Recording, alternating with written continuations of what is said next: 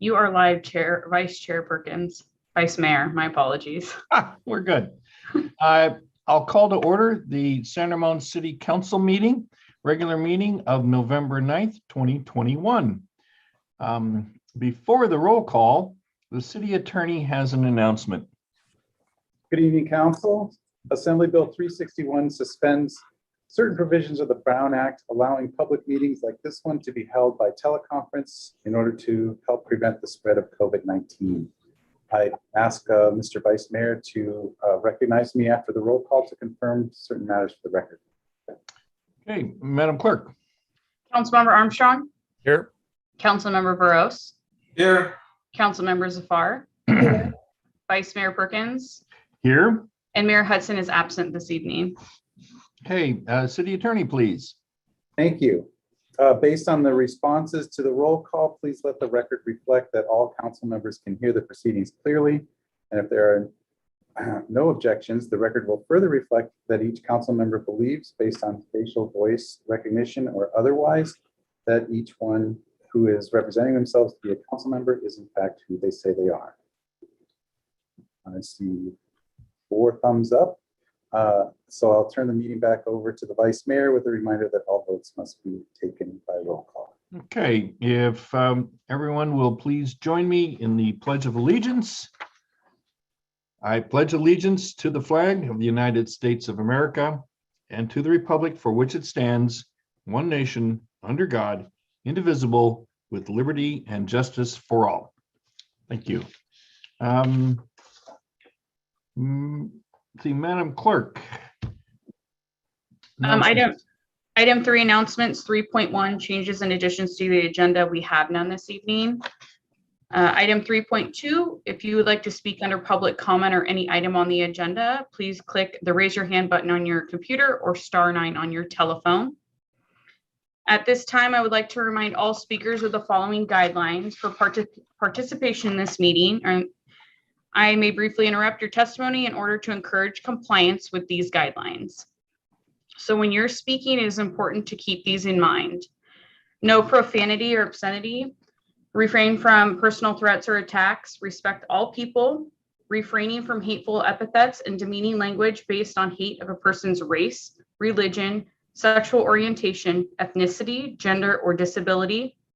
Respect all people that are present or watching.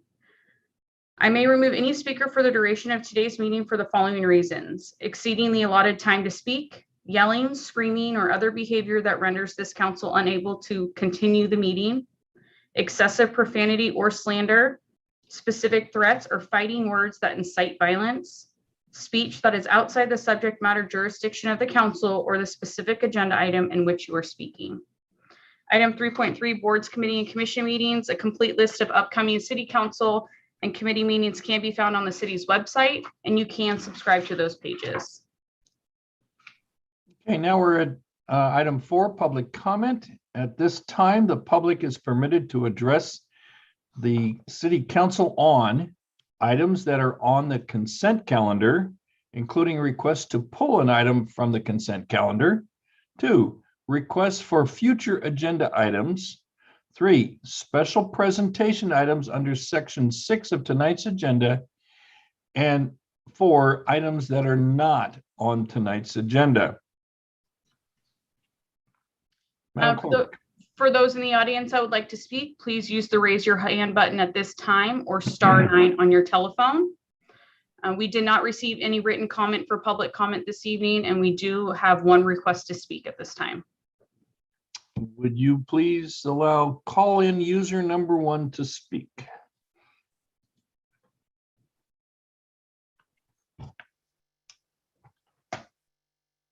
Hi, council members. Can you hear me? Yes. I want to take this opportunity to educate all of you. I am from Taiwan. I know you cannot see me. I'm of yellow race, East Asian. I'm the same race as communist Chinese. However, we don't share the same political beliefs.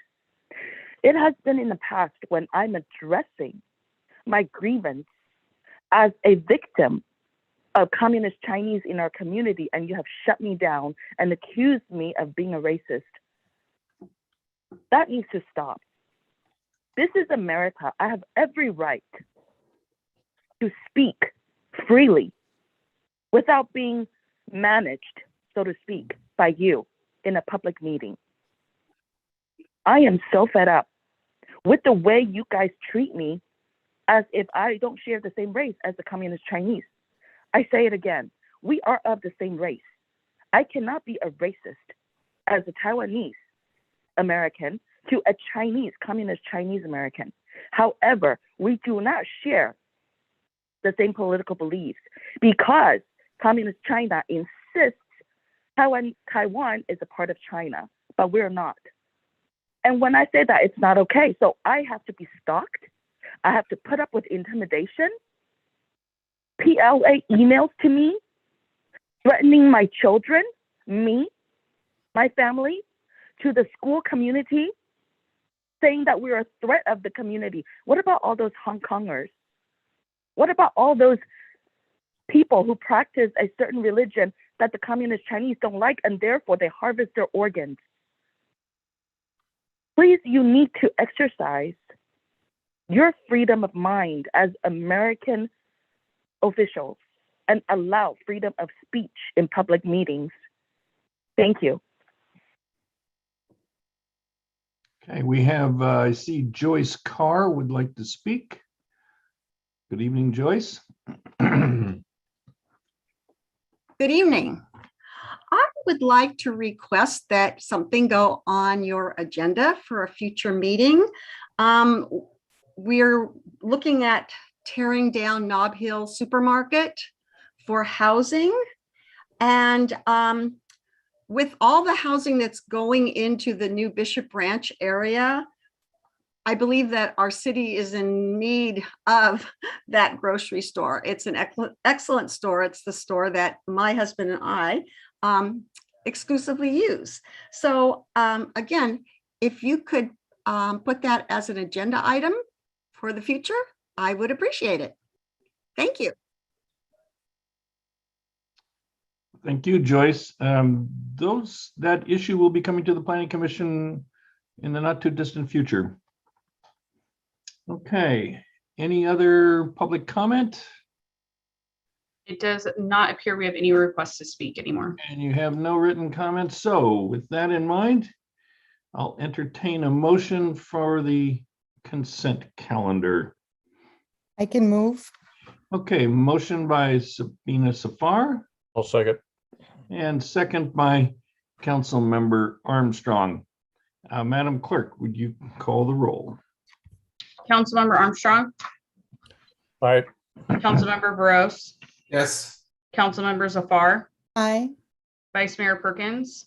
Yes, Thank you. That motion passes 4-0. thank you. I think we're at special presentations. 6.1 Outstanding Teen Citizenship Award, introduction by Program Supervisor Jennifer Galt. Good evening. And then we're going to have the student commissioner join us and our award winner, Rio.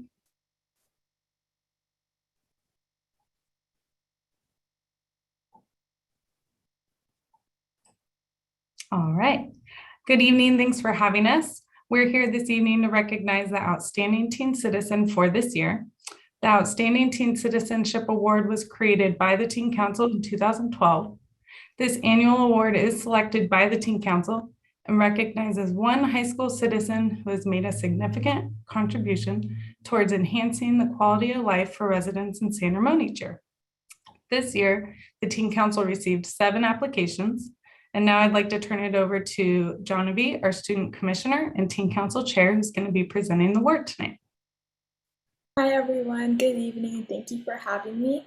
This year, the award recipient is Rio Cross, a senior at Doherty Valley High.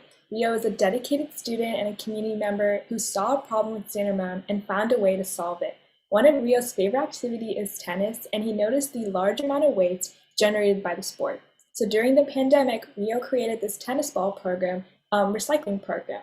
Rio worked hard to create this program that placed tennis ball recycling containers at Cal High, Doherty Valley, and local parks including Athens Downs and Rancho Park. Since the program has been in place, Rio has collected over 6,000 tennis balls for recycling. He's a dedicated student who uses his knowledge and expertise to serve others. He's volunteered countless hours cleaning up tennis balls, along with serving as a senior class treasurer at school. He works hard to fundraise money for his school, along with picking up trash around the campus. He took the initiative this year by bringing awareness and finding a solution to a problem, along with making a positive impact on the residents of San Ramon. And that's why we decided to award him the Outstanding Teen Citizenship Award. Rio, if you want to say a couple words. Yeah. Please, Rio, I'd like to hear from you. Yeah, really quick. So, hello, everyone. Thank you for recognizing me at tonight's City Council meeting for the Outstanding Teen Citizenship Award. So I've been recycling tennis balls through specially made bins on courts all around San Ramon. Like John B. said, I manage bins at Doherty Valley, Cal High, Central Park, Athens Down, Club Sports San Ramon, Crow Canyon, Dallas Vista Country Club, and at the Bridges. So the project has grown really rapidly this year, and I'm really excited to see it expand. I've done a lot for the project, and now that I'm heading off to college, I plan to hand it off to my siblings after I leave. Matter of fact, I just applied to Stanford last week, and I know that the scholarship money I win here is definitely going to help me there. I'm proud of the project, but not because of the amount of balls we recycled or the number of bins I managed on courts. Together, we've managed to recycle thousands of balls and fostered awareness for the ever-pressing issue of climate change. I'm proud of what we've done so far as a community, and I can only feel more optimistic the more we recycle. Tonight is not just to recognize my efforts, but a celebration of a larger collective awareness of sustainability and how we can contribute one tennis ball at a time. Thank you. Thank you. Council members, comments? Sure. Sabina. Well, thank you so much and congratulations, Rio, and good to see you, Janvi, as well. You guys are doing such an amazing job, and really every opportunity I get, I learn so much more from all the things that our teenagers are doing. So congratulations again, and thank you so much for caring about the planet. Mark? Yes, thanks, Janavi, for that intro, and for Rio, congratulations on the award. I think it goes a long way to show kind of the quality of the teams that we have in our community, some of the great things that they're doing. This recycling program, recycling is so important for our community, and you've brought attention to that matter, and I think that's great. Just the things that you and others like you are doing to make a positive impact on our community are very important. So again, congratulations. Hope that all works out for Stanford. I grew up in Palo Alto over across the bay. I'm very familiar with Stanford. It's a great school and a great community. So I wish you the best there as well. Sridhar? Hey, congratulations, Rio. Thank you for your services and also sharing your view about the bigger picture. It's not just about the tennis balls, but about our climate and the importance of recycling. A team with that kind of perspective, I'm sure we are a very blessed community to have such an excellent teams who understand the importance of global climate change that's going on. So as you said, it's just not about one, it may be like one tennis ball, but it count a major role in our climate change and support us within our future generations, right? So thanks for all your services once again, and all the best. Yeah, Rio, thank you for doing that. I'll bet the other 6 applications read pretty well too. So you were probably in very good company, and just, a fraction above the rest, because I know San Ramon students just do fantastic things. And I think somehow 6,000 tennis balls is just enough for a half a dozen retrievers, Labrador retrievers. Having had a Labrador retriever myself who loved tennis balls. So where did the tennis balls go? So I recycled the tennis balls themselves through a nonprofit that I researched. It's called Recycle Balls. And through these specially made bins that I mentioned earlier that I placed on courts, I basically shipped them off to the nonprofit to be recycled. And yeah. Hopefully a couple of Labrador retrievers got a few. I also want to say good luck with Stanford. My dad and my niece both went to Stanford, and I like Mark. I grew up in Palo Alto and went to Stanford football games and watched Jim Plunkett and Randy Vataha and Bob Moore. and a few of those guys playing football there. But that's back a few years. So best of luck to you. I'm sure you'll get into someplace fantastic. Hopefully, someplace like Stanford. And thank you for the work you've done. And thank you, Janavi, for the work you're doing with the Teen Council. And we really appreciate what's going on there. And Jennifer, I know a lot of extra work there, but I'm sure it's a labor of love for you. Okay, well, we have one call-in user number 1. So let's hear from call-in user number 1.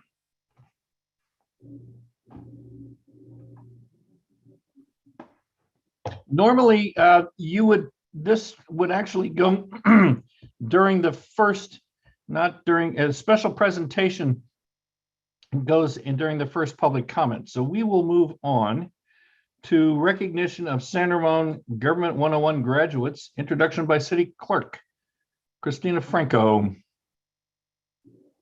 Good evening, thank you. Tonight, we are very excited to recognize our graduates of the San Ramon Government 101 class of 2020.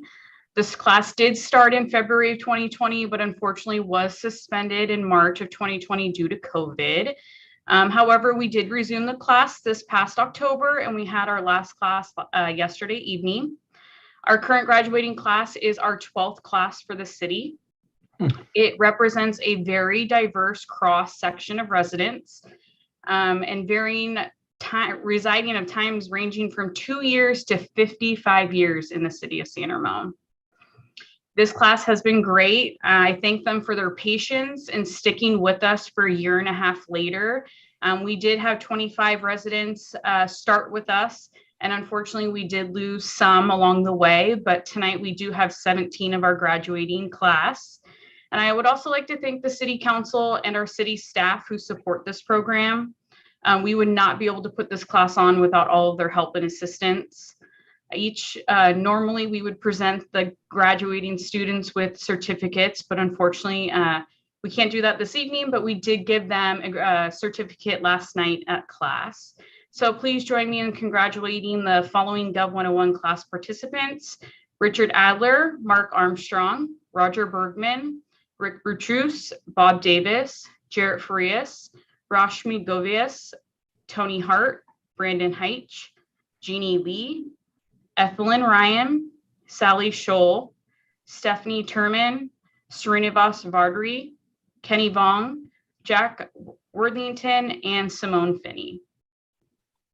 And we did, looks like we're promoting those that are in attendance this evening, and I believe a few will have a few words to say.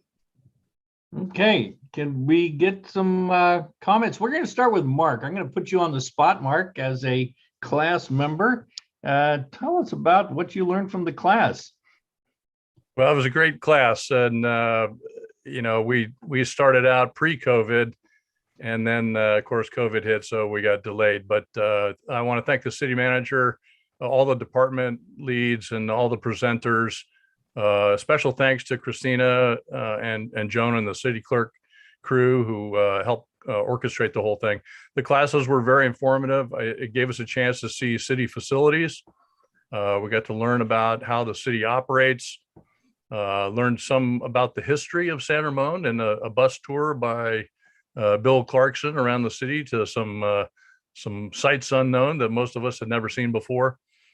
Again, we learned how the city was organized and how the city provides services, and the types of things that the city does to keep us safe, our beautiful parks, our great roads, and just more about our inclusive community, which I think we're the envy of the Bay Area. So we learned quite a bit about other key partners that work with the city, the fire district and our water services districts.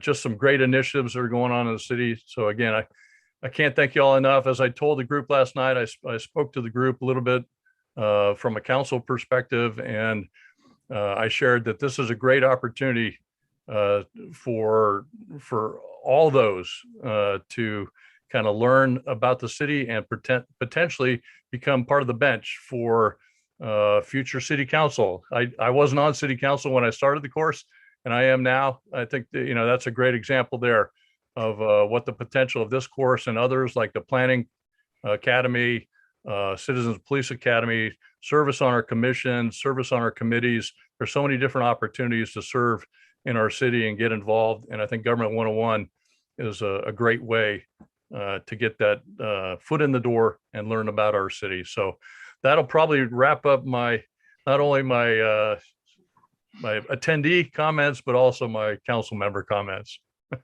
I saw Richard, you had your hand up earlier. Richard, would you like to have some comments?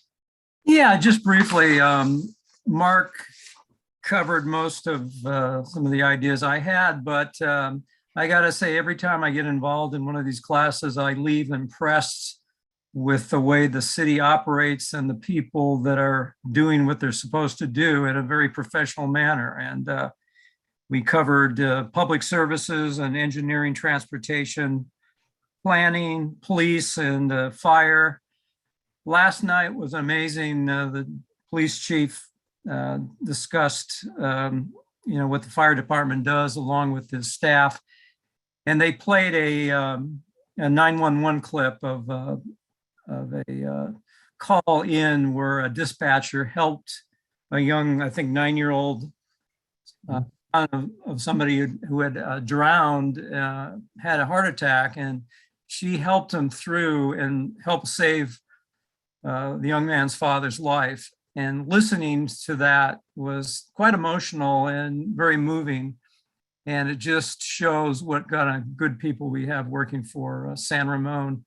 So the other point, you learn all kinds of things when you're sitting in class. And I know Scott Perkins was talking about his background, and I thought it was interesting that I believe you roomed with a man at the academy who played tight end, and I think he played on Bill Clarkson's football team in high school. So it was like, I didn't know Bill Clarkson was a quarterback. So you learn a lot of really good things, and I highly recommend Government 101.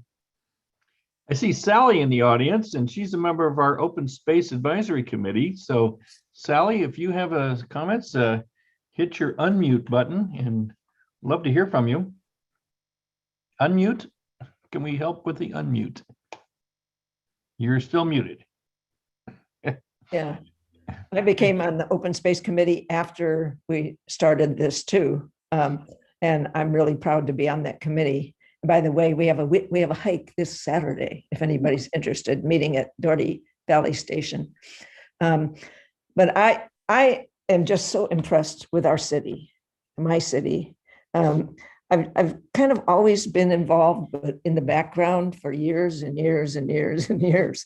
And I just can't thank the city and the staff enough for putting this class on every year. It's just, everybody should take it. I'm going to highly recommend it to my friends. And you just have no idea of how our money is being spent until you take this class and figure out, oh my golly, look how many fire trucks we have. Look how many trucks the city has for maintenance. Look at, unbelievable.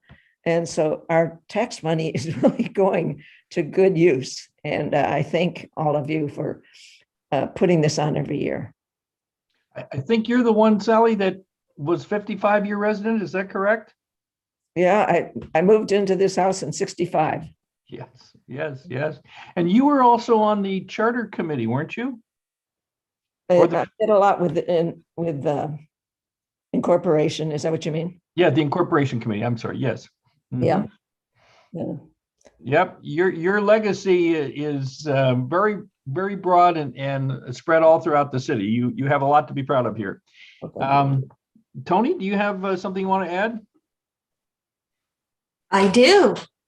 Good evening, everyone. This was a valuable experience for me. I've been looking for ways to become more involved in my San Ramon community. As a parent, I was able to guide my sons toward community involvement and leadership, both at school and in this city. Recently retired as a high school counselor, it's my turn now. The amalgamation of each department of this great city should make its citizens proud. Well, thank you very much. I know that the city staff they put a lot of hard work into making the class, and I think they enjoy telling their story so that everybody gets a greater understanding of what actually happens in each of the departments. Simone, do you have something you want to add? I think the other thing I could add is that, I mean, of course, this is one of several classes the city offers, but would just encourage anybody who is interested in learning more about how the city offers the services it does, and how to become more engaged. It's a fantastic opportunity. And even as a member of staff who interacts with these departments regularly, I learned so much going through this. I'm just really, really grateful for everybody who helped put it together. Okay, great. I see Brandon has joined us. Brandon, you got something you want to add? Yes, just thank everyone, Christina, for putting the class together. Everything was so professional from each class that we went through. It was great learning from you, Mr. Scott, fellow CB. So yes. So it was just great meeting everyone, and look to continue to grow me and my family in the city. Great. Well, thank you very much to all of you for joining our class. Any council members other than Armstrong want to chime in? Sabina, you got something you want to add? Sure. One, I really want to thank Christina for spending, her evenings and planning for this and arranging. I know everybody gets a lot of value out of this class, and it was wonderful to see everybody in City Hall. I got an opportunity to be in City Hall since the pandemic. I hadn't been in there, so it was great. You gave me an opportunity to be there too, but just want to say, what a wonderful opportunity, and thank you for taking the time on Monday evenings to come and learn about the city. And like Council Member Armstrong said, we're building a bench here. So everybody's, thank you so much for all your work. Sridhar? Congratulations to all our Santa Monica Government 101 graduates. It was nice seeing you yesterday night. Nice talking to you all. Once again, I would like to extend my thanks for showing your interest and in learning about our government, procedures. As our council member Armstrong said, we are definitely looking forward to seeing you in our committees and future council. That will be great. So once again, congratulations. Thank you. Thank you. Thank you all for participating in our program. And I'm glad you learned something. And I know staff was glad to share what they do. So thanks for being a part of it. And hope maybe you can take Planning Academy or the Citizens Police Academy is a real fun one. You actually get to drive a car and shoot a gun. And there's lots of fun to be had. So thanks again. All right, Madam Clerk. Item 7, deferred consent items, we have none this evening. Item 8, city council appointments, we also have none this evening. Item 9, unfinished business. 9.1, resolution 2021-130, authorizing the mayor to execute amendment number 1 to the agreement with Placeworks Inc. for development of a Crow Canyon Gardens master plan as part of the Crow Canyon Gardens Facilities Improvement Project for a 1-year extension to December 31st, 2022, and appropriating $137,000 from the city's general fund reserves to CIP 955421 for completion of the Crow Canyon Gardens master plan. Okay, we got staff report by Robin Bartlett. Good evening, Vice Mayor and Council. So this is the first step in moving forward with major design improvements major design of improvements at the Crow Canyon Gardens site and incorporating the former MUDS site into the Crow Canyon Gardens Park. So I got a brief presentation to summarize our process. And hopefully you can all see that. So this first step is to develop a master plan, which will be used as a guide for all future work at the park. Robin? Oh, there we go. Got it. You got it? Yep, now we got it. Thanks. Great. So the process involved as our first step is reviewing the existing qualifications of our existing consultants for on-call landscape architecture services. Several years ago, we developed this list based on qualifications that were submitted to the city. And those qualifications included the ability of the landscape architects to develop master plans for new and existing parks. So because of the magnitude of this project, we decided to contact both of our on-call landscape architects and ask them to provide us additional statements of qualifications and proposals and approaches for how they would go about this project. Both of them provided us with high quality proposals. Both of them included architects who could deal with review of the elements from the former Mudd's restaurant. However, based on the review, we decided that we would choose Placeworks. Placeworks really stood out because they really emphasized the natural setting of Crow Canyon Gardens and incorporating those natural features. They demonstrated a lot of previous work in creeks, and they also demonstrated a lot of work with projects that incorporated agricultural or garden elements, such as is so important at the Crow Canyon Gardens site. So we asked the landscape architects to incorporate a lot of elements into this master plan. This is the list that we provided them.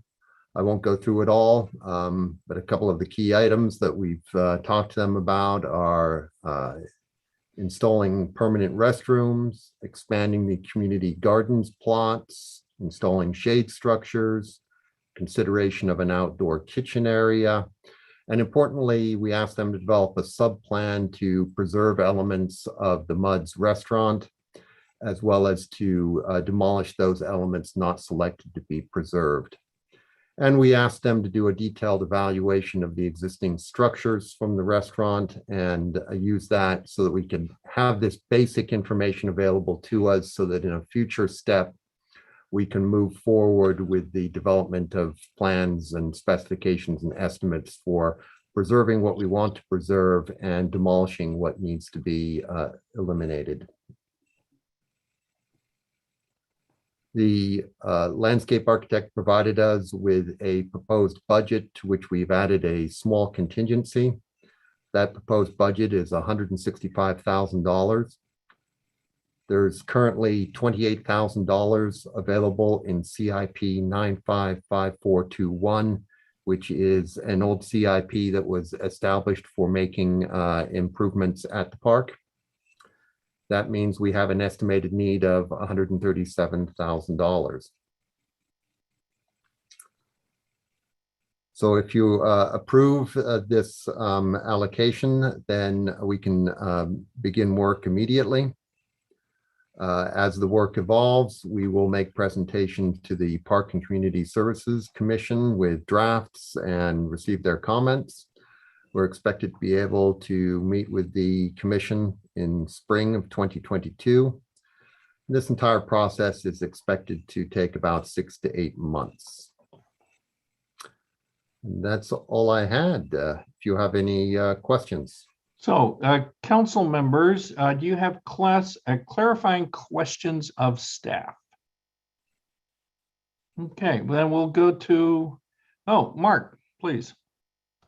Yeah, I guess my question has to do with the fact that we're dipping into the reserve fund to do this. So if I read the report properly, and kind of the justification for that, when I was looking at the fiscal analysis, of saying due to the lack of available alternative funding, previously expressed desire of the city council to begin design of the project, desirability of timely action to preserve elements of the former Mudd's restaurant and demolish elements not to be preserved.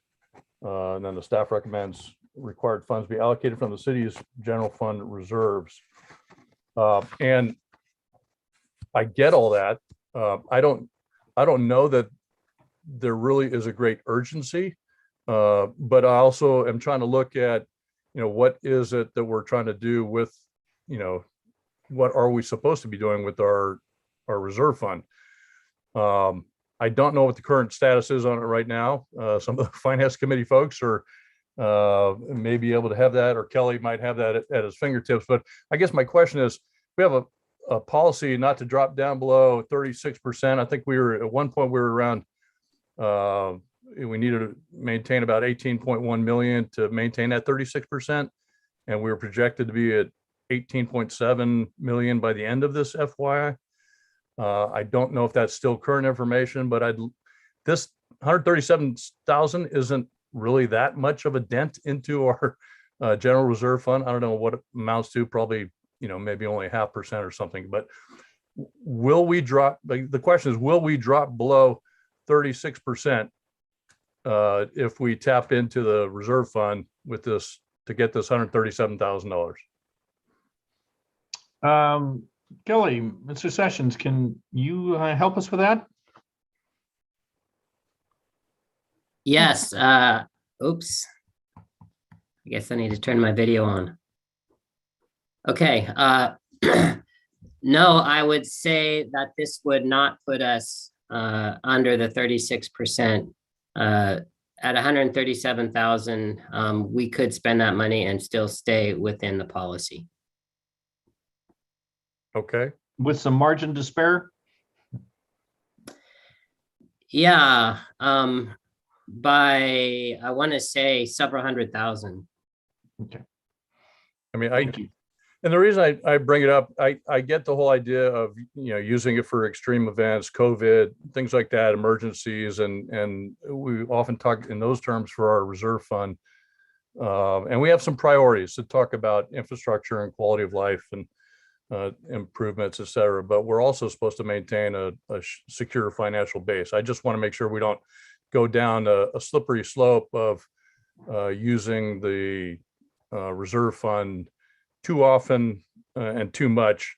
It's one thing, to do it as for, the one-time city council appropriated or approved expenditures, but I just don't want us to make a habit of doing this, even though we may need to do it for other capital improvement projects. Mr. Gordon, you have your hand raised. Yeah, thank you.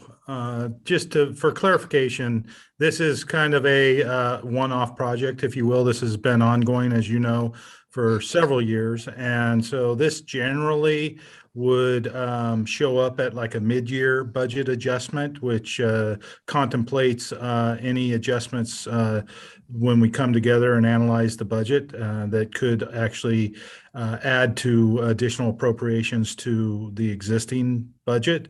However, this amount in either case would not bring us below the 36% level. And so the analysis on the general fund reserves and the analysis that was conducted to determine what the appropriate level should be for the general fund reserves, the council landed at 36%, although I believe it was even 30, maybe 32% or something like that. But the council at the time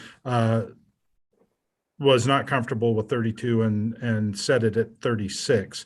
So anything above the 36%, we often will contemplate in a mid-year adjustment if additional projects or things that the council views as a priority to be put in place in a mid-year adjustment. I have a question for Mr. Sessions. I know we're in the process of getting the final numbers on our FY21 audit, fully audited books and all that. But I would believe that you have some preliminary results of the end of fiscal year. And I know this from my past experience, the past 18 years, we've had a end of year surplus from the prior fiscal year. Do you know roughly what that number? I know it's not an audited number, and I don't want people to write it down and carve it in stone, but your unaudited number usually is pretty close to the audited number. Right. So if I recall correctly, the last time that we calculated the reserve amount, it was actually closer to about 39%. But no, I wanted to know what the end of year surplus. Yeah, I'm getting there. Okay, So okay. we ended up adding approximately, I want to say a little over 3 million net change to fund balance. Okay, so that's the end of year surplus from FY21 that would add to our reserves and would be available for discussion at mid-year should, the city manager proposes, in the past, he's proposed 2, 3, 4, 5, 8 projects that are one-time adds to our at the mid-year. Is that correct, Joe? Yes, that's correct. So as this will be coming up, I believe, in February-ish. Yep. And so we will analyze our budget at that time, where we are with the expenditures. Generally, we are usually most always below our expenditure levels.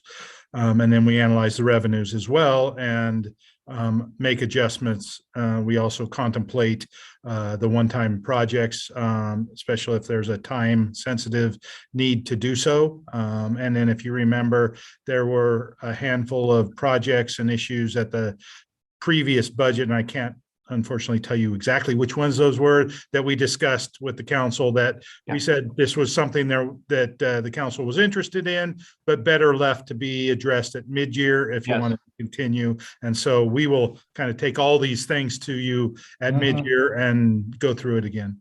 Okay, thank you. Sabina. Yeah, I was actually pleasantly surprised because initially we were projecting this project to cost way more than what you presented to us, Robin, tonight. So I'm actually ready to move it because I think we really are. I remember hearing numbers up to 400,000 and things like that when we were initially looking at this. So I'm ready to move it. Or do we need public comment? I was going to call on public comment first. Okay. And then we'll look for a motion and then final council discussion. I'd just like some clarity, though. This is not the work to be done. This is just the master plan. This is the plan for the Crow Canyon Gardens. Right. And from it, we will get a piecemeal budget of what are all the things that could and should be done. Yeah. Yes? Yeah. Okay. Christina, do we have any written comments on this? We did not receive any written comment for this item. Okay, would you allow our call-in user one? This is limited to the Crow Canyon Gardens Master Plan project. That's all we're going to discuss here is the Crow Canyon Gardens Master Plan project. Call-in user one.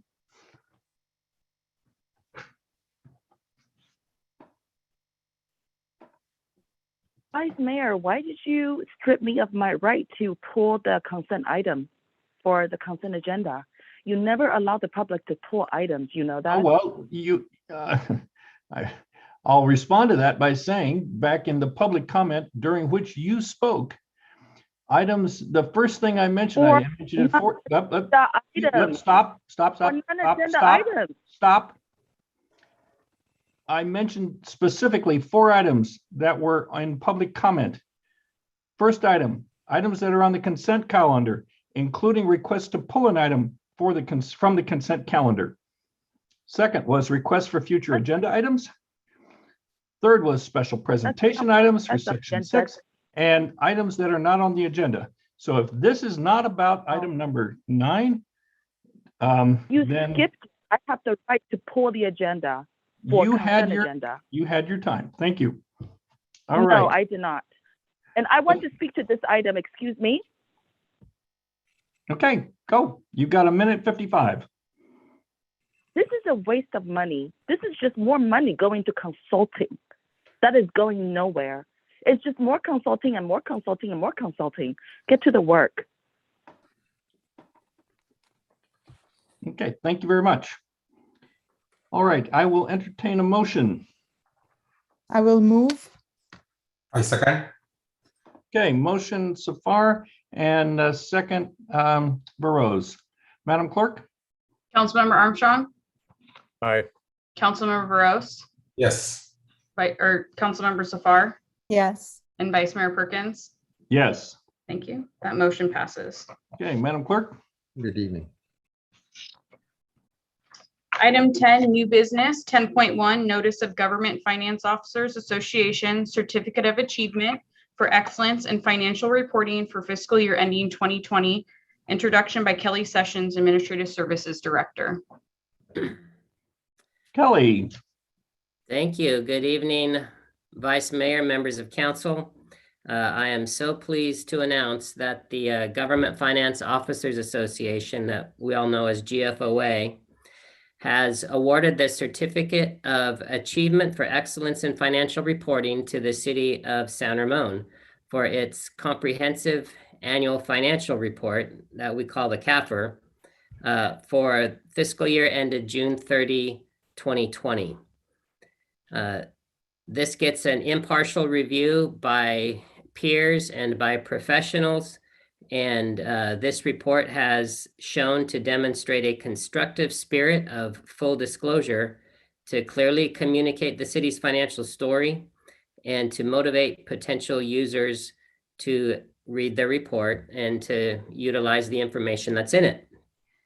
So this is truly a milestone achievement. The Certificate of Achievement is the highest form of recognition in the area of governmental accounting and financial reporting.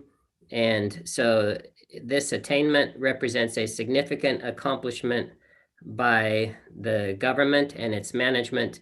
I commend Finance Manager Candace Daniels and the finance team.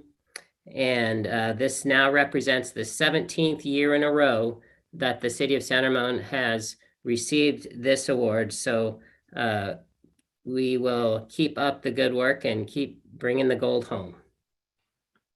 Congratulations. Council comments?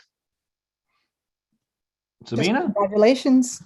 Thank you so much for all the work you guys really do to keep our finances. And Kelly, welcome to the best city. Thank you. It's good to be here. Mark? Yeah, congratulations, Kelly, and thanks to Candace and the finance team for putting that that's not an insignificant document either. That was a pretty hefty document. So well done on that. Keep up the tradition of excellence in reporting. 17 years is remarkable. It's quite a distinct honor, and I know you're proud of that, and it's well deserved. It just shows that we as a city, and you and your staff in particular, Kelly, are kind of going beyond the minimum reporting requirements to provide that full transparency and make sure all the members of our community get to see what we're doing with their funds that they're providing us to do the work that we need to do as a city. So thank you. Thank you. Sridhar? Congratulations to our finances team. I appreciate your hard work and your diligence to keep our taxpayers informed about our city finances in a clear and factual as well as in transparent manner. So I really appreciate all your hard work and your commitment for continuously getting this award. And once again, keep doing the same in the following years. Thank you. Thank you. Well, Kelly, you and the team deserve a lot of credit for this. This is not trivial, and it shows that the city is doing what it needs to do to be transparent in its finances so that the public and others can see what we're doing and how we're spending our money. And that's a worthwhile effort, and you guys do it terrifically. I don't want to say you don't break a sweat, because you probably do, but thanks again for all the hard work you and the whole finance team. And Ava deserves a little bit of credit too, because she put a lot of this together in the past, and we thank you, Kelly, for all the work you do and your team. So, Madam Clerk, do we have any public comment, any written? We did not receive any written for this item as well, but we do have one request to speak. Okay, this will be on the Notice of Government Finance Officers Association Certificate of Achievement for Excellence in Financial Reporting for the fiscal year ending 2020. Calling user 1.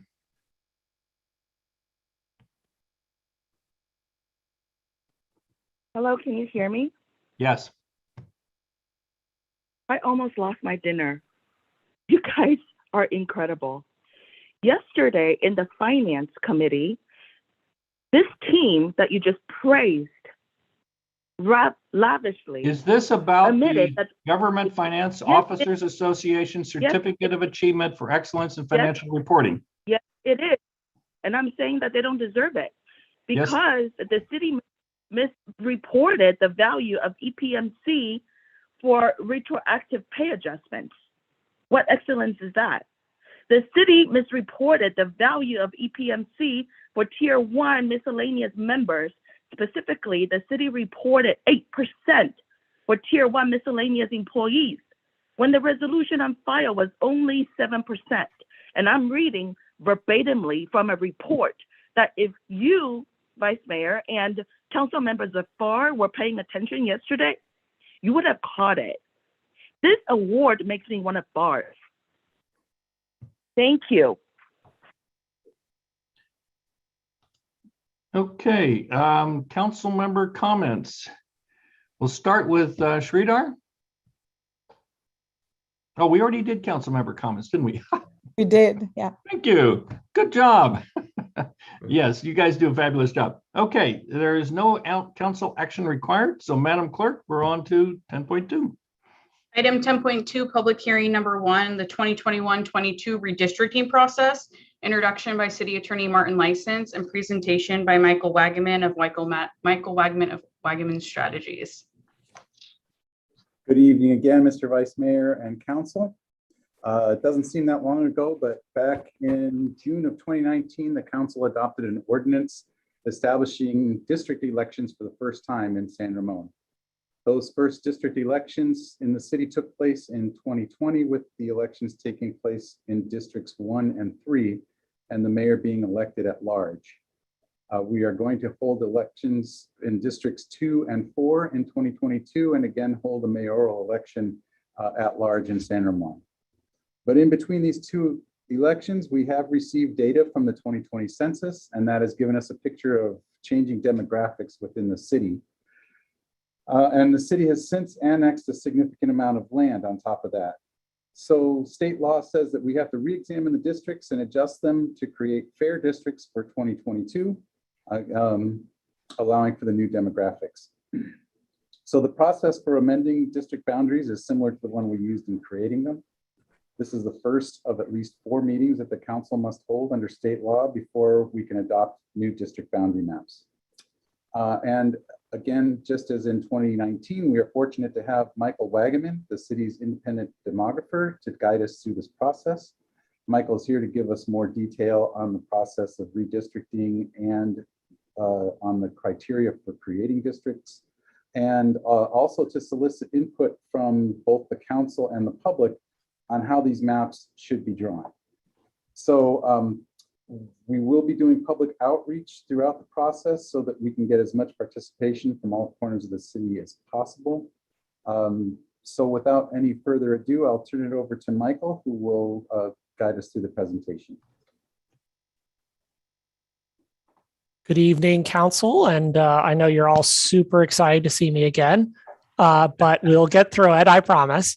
So I'm going to share my screen and walk you through the PowerPoint. For those who are a part of the process, a lot of this will be familiar, and some of it will be a little different. Hopefully you are now seeing that PowerPoint. And again, this is the first of 2 public hearings to discuss the redistricting process before we get to draft maps. So this should be familiar for when we did the initial districting process, that we have a couple hearings before we have maps, and then we have a couple of hearings after we have maps, and that's on purpose so that people can actually talk about this and provide input before immediately skipping to where exactly is the line going to be. This will also be an opportunity for the public to start doing that first chance to weigh in, and also the first chance, if there are any things that we have not prepared for you, to make sure we have for that second hearing. Now, one thing that is very different from last time is the timeline. Last time, if you recall, it was a very rushed timeline, and that was because of the requirements of the California Voting Rights Act. But here, we have this first hearing here in November, and then I won't actually be back before you until January. And that's on purpose, because that's period there is, as staff referenced, will be that time to solicit the public and be able to do that in a deliberative way to get that feedback, so that when we get into the new year, you have that depository of information to start making decisions and start giving me direction. Because again, at that second hearing, that's when you'll provide direction to me on things you want to see and potential maps. You don't have to be reaching consensus at that point, because I'll produce at least 3 different options for you to consider. In addition, we'll have any public maps that might be submitted, and I'll show you some tools we've set up for the public to do that. So that then at that third hearing, you can start whittling down what do you like, what do you don't, and heading towards hopefully adopting a final map at that fourth hearing. At that fourth hearing, we have a map that's close but not quite there. We can go through what I call live line drawing, where we'll actually move the lines during that meeting and get you to a final map. What is redistricting? Again, as everyone kind of discovered during the 2019 process, it's different from at large, where everybody votes for everybody. Instead, you have only a portion of the city voting for an office, but it's only those people get to vote for that one office.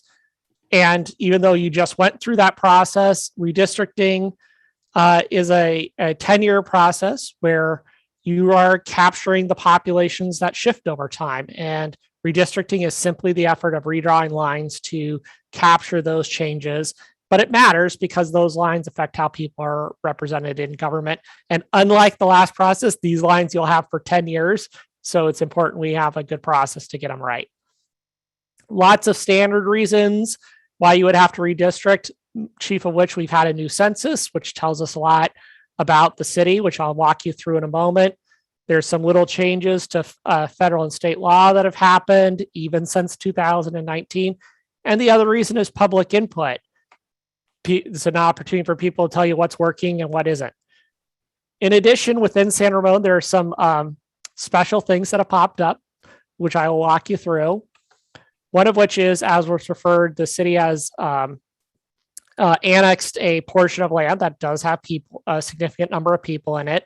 And under state law, when you did that annex, you were required to say which districts did that area go to, which is what you're seeing in the map there. The kind of lighter shaded areas are the areas that were annexed, and you see half was assigned to District 2 and half was to District 3, basically following along Doherty.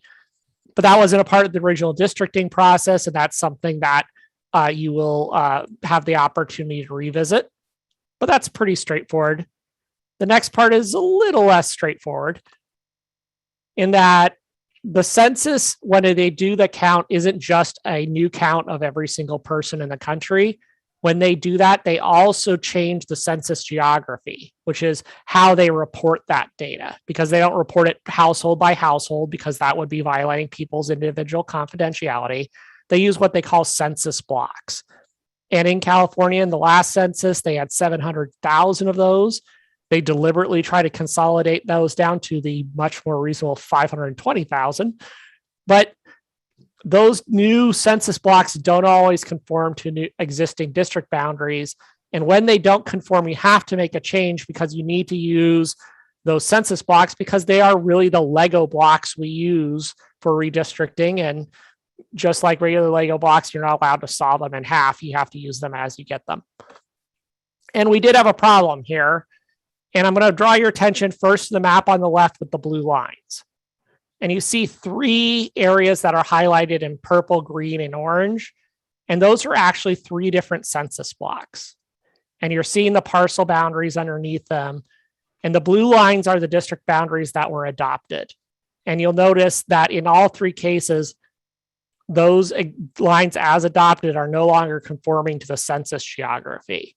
And the problem is, and I'm making up a number, if the census said there were 600 people who lived in that purple block, they don't tell us how many lived on which side of the line. So because of that, since equal population is what's going to govern this process as we talk about it, You can't just say, oh, we're just going to leave that line where it is, because I can't tell you if those districts are of equal size. So what I've done, just so you can provide initial demographics, is conformed those district boundaries to that census geography, which are the red lines you see on the right. And that is not in any way, shape, form binding on the council. You can decide as we go forward, where do you want that geography to go? This was just so you can have some numbers, so you have a starting point. So just so everybody's clear on that, it's just for that purposes only. And so, you know, this is a kind of a unique circumstance where you do have this issue, because normally cities have the opportunity to tell the census where to put these census blocks in order to avoid these kinds of issues. It's a program called the Block Boundary Suggestion Project. To be clear, why didn't the city of San Ramon do this? It's because the Block Boundary Suggestion BBSP was going on in 2016, and you didn't know you were going to have district lines, let alone where your district boundaries would be. So that is just, this is kind of a hangover, for lack of a better term, from the CVRA conversion. It's not something that I would expect to pop up during your next redistricting in 2031, but it is a complication for this process. And so what you'll see here is on the left, those were the lines that we actually adopted. So when I left you a few years ago, that's what we had on the left. When I refer to statistics on the demographics of your existing districts, it's not what you see on the left, it's what you see on the right, which reflects both the annex and the best attempt to conform to that census geography. So one way or another, we're going to have to make some changes to deal with those issues. But just so we're clear, when I go to the future slides and start showing you demographics, what we're talking about as we go forward. So there are those demographics.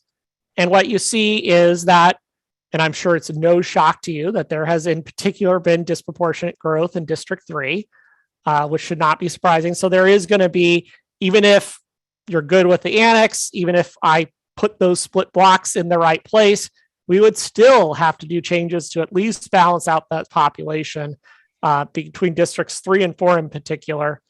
And what I'm going to draw your attention to is these two numbers. And it's something we'll talk about in a moment, but one concept that's important is the idea of a total deviation. And total deviation is just the difference between your largest district and your smallest district. So in this case, it would be about 24%. Generally, 10% is kind of one of the big markers we keep an eye on, and you're obviously beyond that marker. So despite everything else, that would also be something we need to look at. The other number I would draw your attention to is under the citizen voting age population. You will see that Districts 3 and 4 are both in that 54 to 55% range. We'll talk about that when we talk about some of the obligations that apply to compliance with the Federal Voting Rights Act. The only other thing on this slide, and I know I've drawn attention to a lot on the slide already, but is this last part, which is adjusted for incarcerated populations. This is a change from when you did the initial redistricting, or the initial districting rather, in that state law now requires cities that when you do this districting process, they take individuals who are incarcerated in state facilities and reassign them back to where they were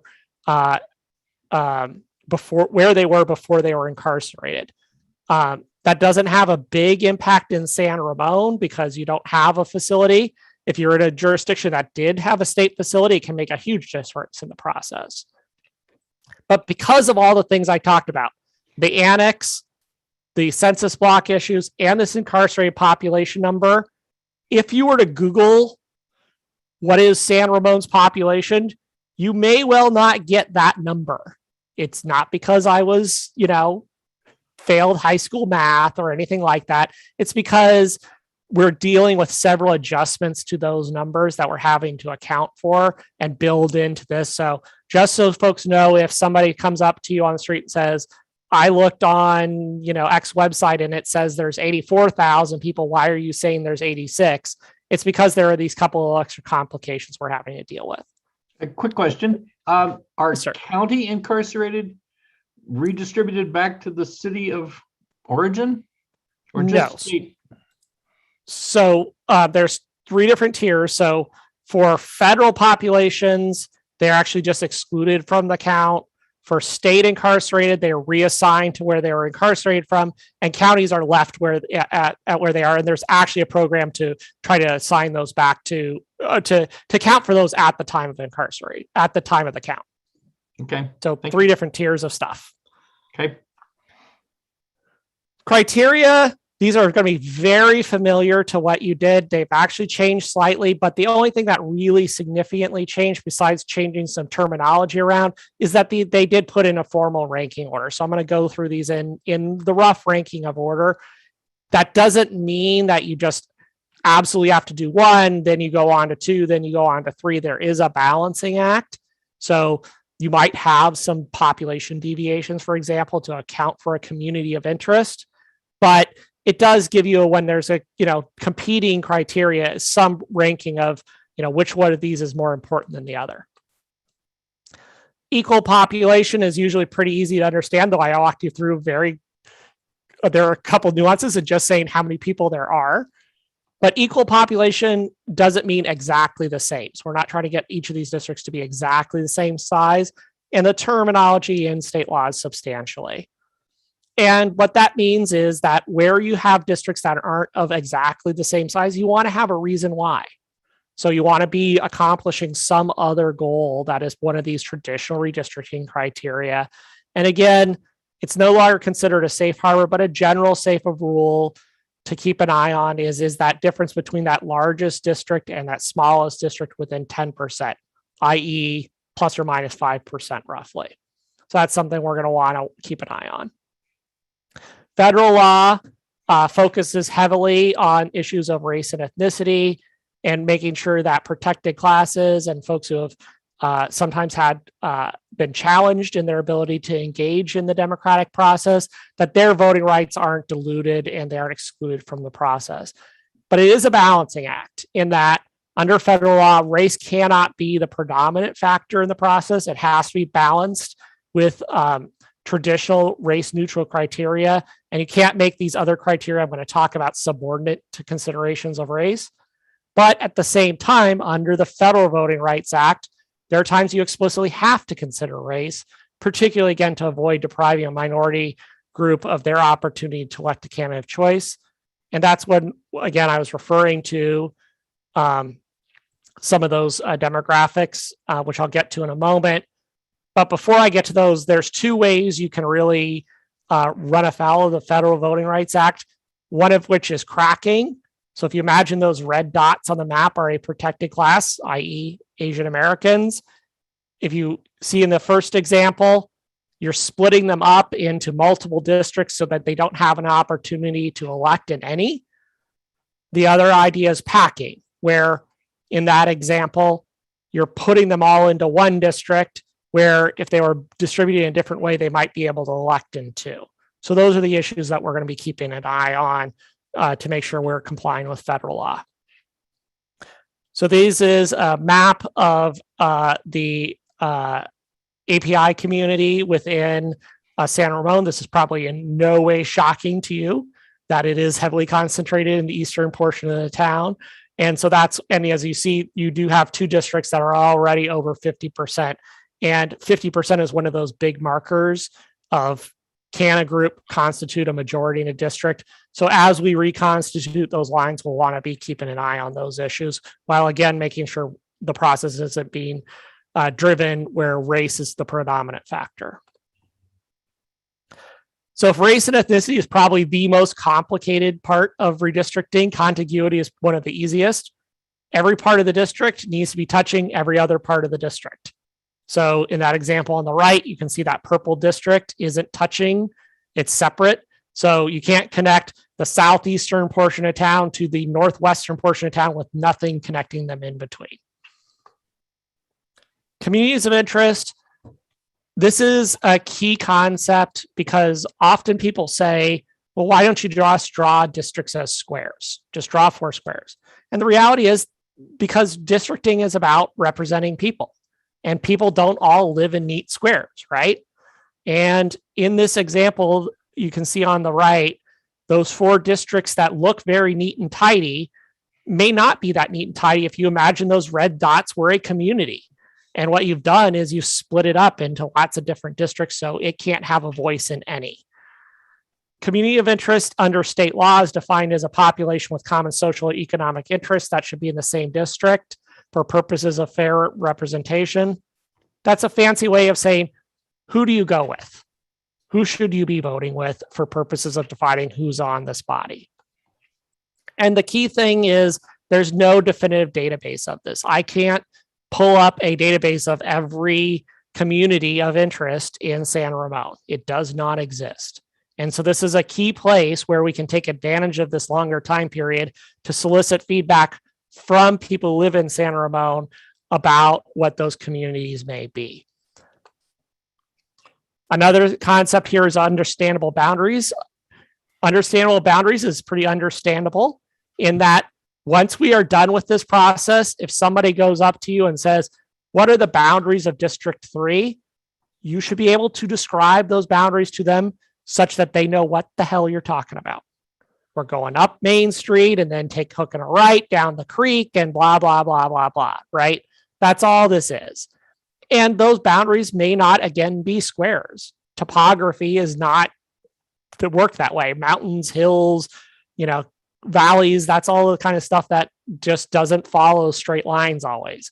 And those lines may be natural or artificial barriers, all the kinds of things we would be looking at. Compactness, and I promise we're almost done with this part of the program, is the shape look test. So this is when you look at something, and this is usually where that gerrymandering word comes up, when you start seeing weird shapes. Now, there might be justifiable reasons why you have weird shapes, because again, that's how people may live, but you want to look at that. Importantly, state law does not favor abstract shapes, so it doesn't say draw squares, draw circles. What it does say is don't skip one population to go get a different population. So don't skip over group A to get it to group B, unless, again, you're looking at one of those higher ranked criteria. And again, I just mentioned gerrymandering. If you didn't know, this is the cartoon from which it comes. This is a district that was drawn in the 1800s in Massachusetts.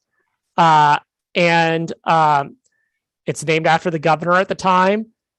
Under state law, there's 2 important prohibitions on this, which are 1, that law districts shall not be drawn to discriminate against a political party, and communities of interest, while they can be defined broadly, shall not be defined as a relationship with a party, incumbent, or candidate.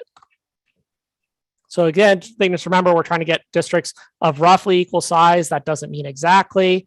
We need to look at those traditional redistricting criteria while making sure we're complying with federal law and still being careful not to use race as a predominant factor. So how are we going to actually physically do this? We have 2 key data sources. One is the census. The census is a head count that's done every 10 years, and it's literally designed to count every single person. And that's what its purpose is. And it's reported by the smallest geography the census uses, which are called census blocks.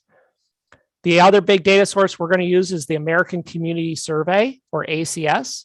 And as its name survey suggests, it is not intended to be a snap count of every single person in the country at a given time.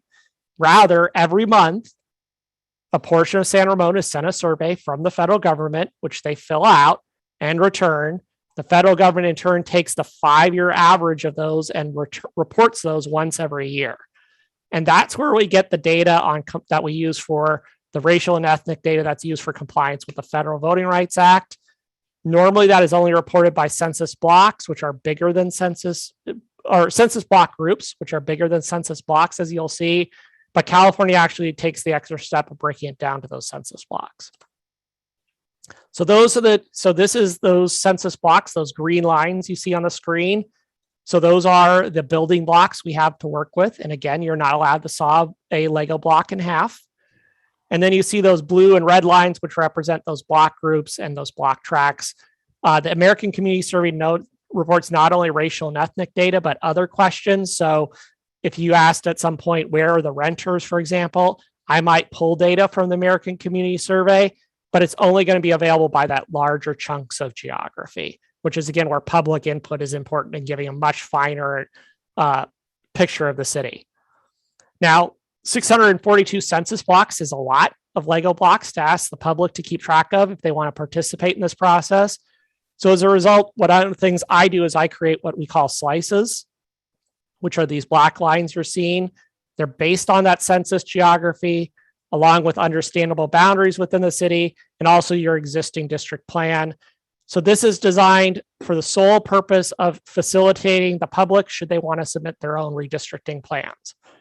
Now, importantly, for purposes of you drawing the lines, if one of these slices is one that you're like, hey, we want to actually split this to do some whatever goal you're trying to accomplish, perfectly allowable. These are not binding on the process.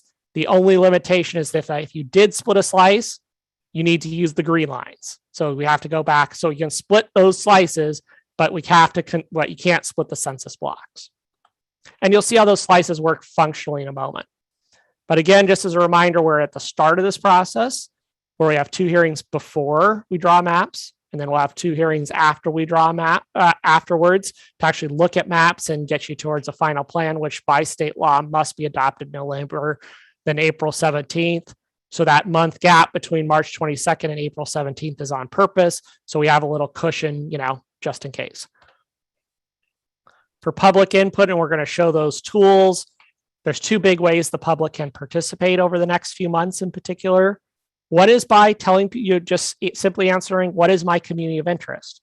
Because to be blunt, a lot of the members of the public don't care about this process.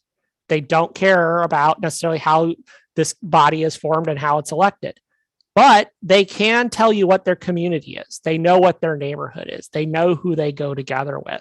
And they can answer that question so people who aren't even really interested in redistricting can contribute to the process. And then we also have these additional tools, which I'll show for people who are really into this and do want to suggest how these lines are drawn for the next 10 years. And with that, I'm going to switch over and quickly show you through some of the stuff that's on the website. And hopefully we're going to flip over here. And hopefully you're now seeing the redistricting website that we have up and running that staff has put together. And this is a whole host of resources available, which I'll just flip through. One is a set of what I call baseline maps. So these are all different ways to see the city. So for example, if you wanted to see the difference between what was voted on, then the annex, then dealing with the split block issue. If you want to see different ways to look at the city, some of these came up, for example, during the last redistricting process or the initial districting process, looking at, for example, enrollment zones, lots of different ways of looking at the city to kind of get those thoughts going. Again, for members of the public who want to just talk about what their community is, there's a simple 1-pager that they can print out. There's a map of the city. They can draw that community on, describe their community, send it in, and they've contributed. There's also an online tool for describing how to do that process online. For the nerds who really want to draw district plans, here you see those slices that we talked about, and hopefully you can see how those are used, where somebody can print this, again, simple 1-pager out. It's got the population count for each slice. You would add it up and draw a line on the map and say, this is District 1, this is District 2, this is District 3. What most people do then is pop out their smartphone, take a snapshot, and email it in. And then those plans will be digitized. Importantly, any plans that are submitted by the public, I treat just like I drew them myself. I'm going to show the exact same statistics, the exact same graphics to you. So you have the best thinking of not only myself, but the public as well. I'm going to quickly flip over here and show you there's also a tool that is an Excel tool for those of us who don't like adding up math and doing it that way. And that Excel tool, you can see here, you can go in and it has all the slices in there. And you can literally go in and say, I want slice 2 to be in District 2, and I want slice 2 to be in District 3, and 3 to be in 4, and so on. And it's just going to start adding up those numbers for you. Email it in, all you need to do, and we will take that and consider that as part of the process. And then going back to the website again, and we're almost done with me talking. If you're unclear on where those slices are, where those district boundaries fall, we have this interactive map where you can turn on the layers and zoom in and go look right down to the street and the house level exactly where these various existing boundaries are. And when we have district plans, we'll obviously start adding those up so people will be able to look at those in detail. So with that, mercifully, I'm going to stop talking and be available to answer questions if there are any from council or the public. And then also if there's any direction on anything amongst all the things I already showed you that we left out that you also want for the part of the process, then we can make sure we start working on those for the next hearing. Okay, we're going to start with clarifying questions from council, not comments or input or anything, but clarifying questions from council. So, Sridhar, Mark, Sabina, you have any clarifying questions? I don't have any clarifying questions. Fine. Then I need a motion to open the public hearing, and then we'll vote on opening the public hearing. So if I could have a motion to open the public hearing. I move the motion. And I saw a second from Mark. Second. Madam Clerk, could you take a roll call? Councilmember Armstrong, Yes. Councilmember Veros, Yes. Councilmember Zafar, Yes. Vice Mayor Perkins. Yes. Thank you. Okay, this is public comment on the information provided. If you wish to speak under public comment, use the raise your hand feature on Zoom or the dial *9 on your telephone when it's your turn to talk. Remarks will be limited to 3 minutes per person, and a clock will be running on the Zoom screen. A speaker's microphone will be muted once the allotted time has expired. So let me see if we have public comment. Yes, we have one person, and it was public comment. So this is on redistricting process.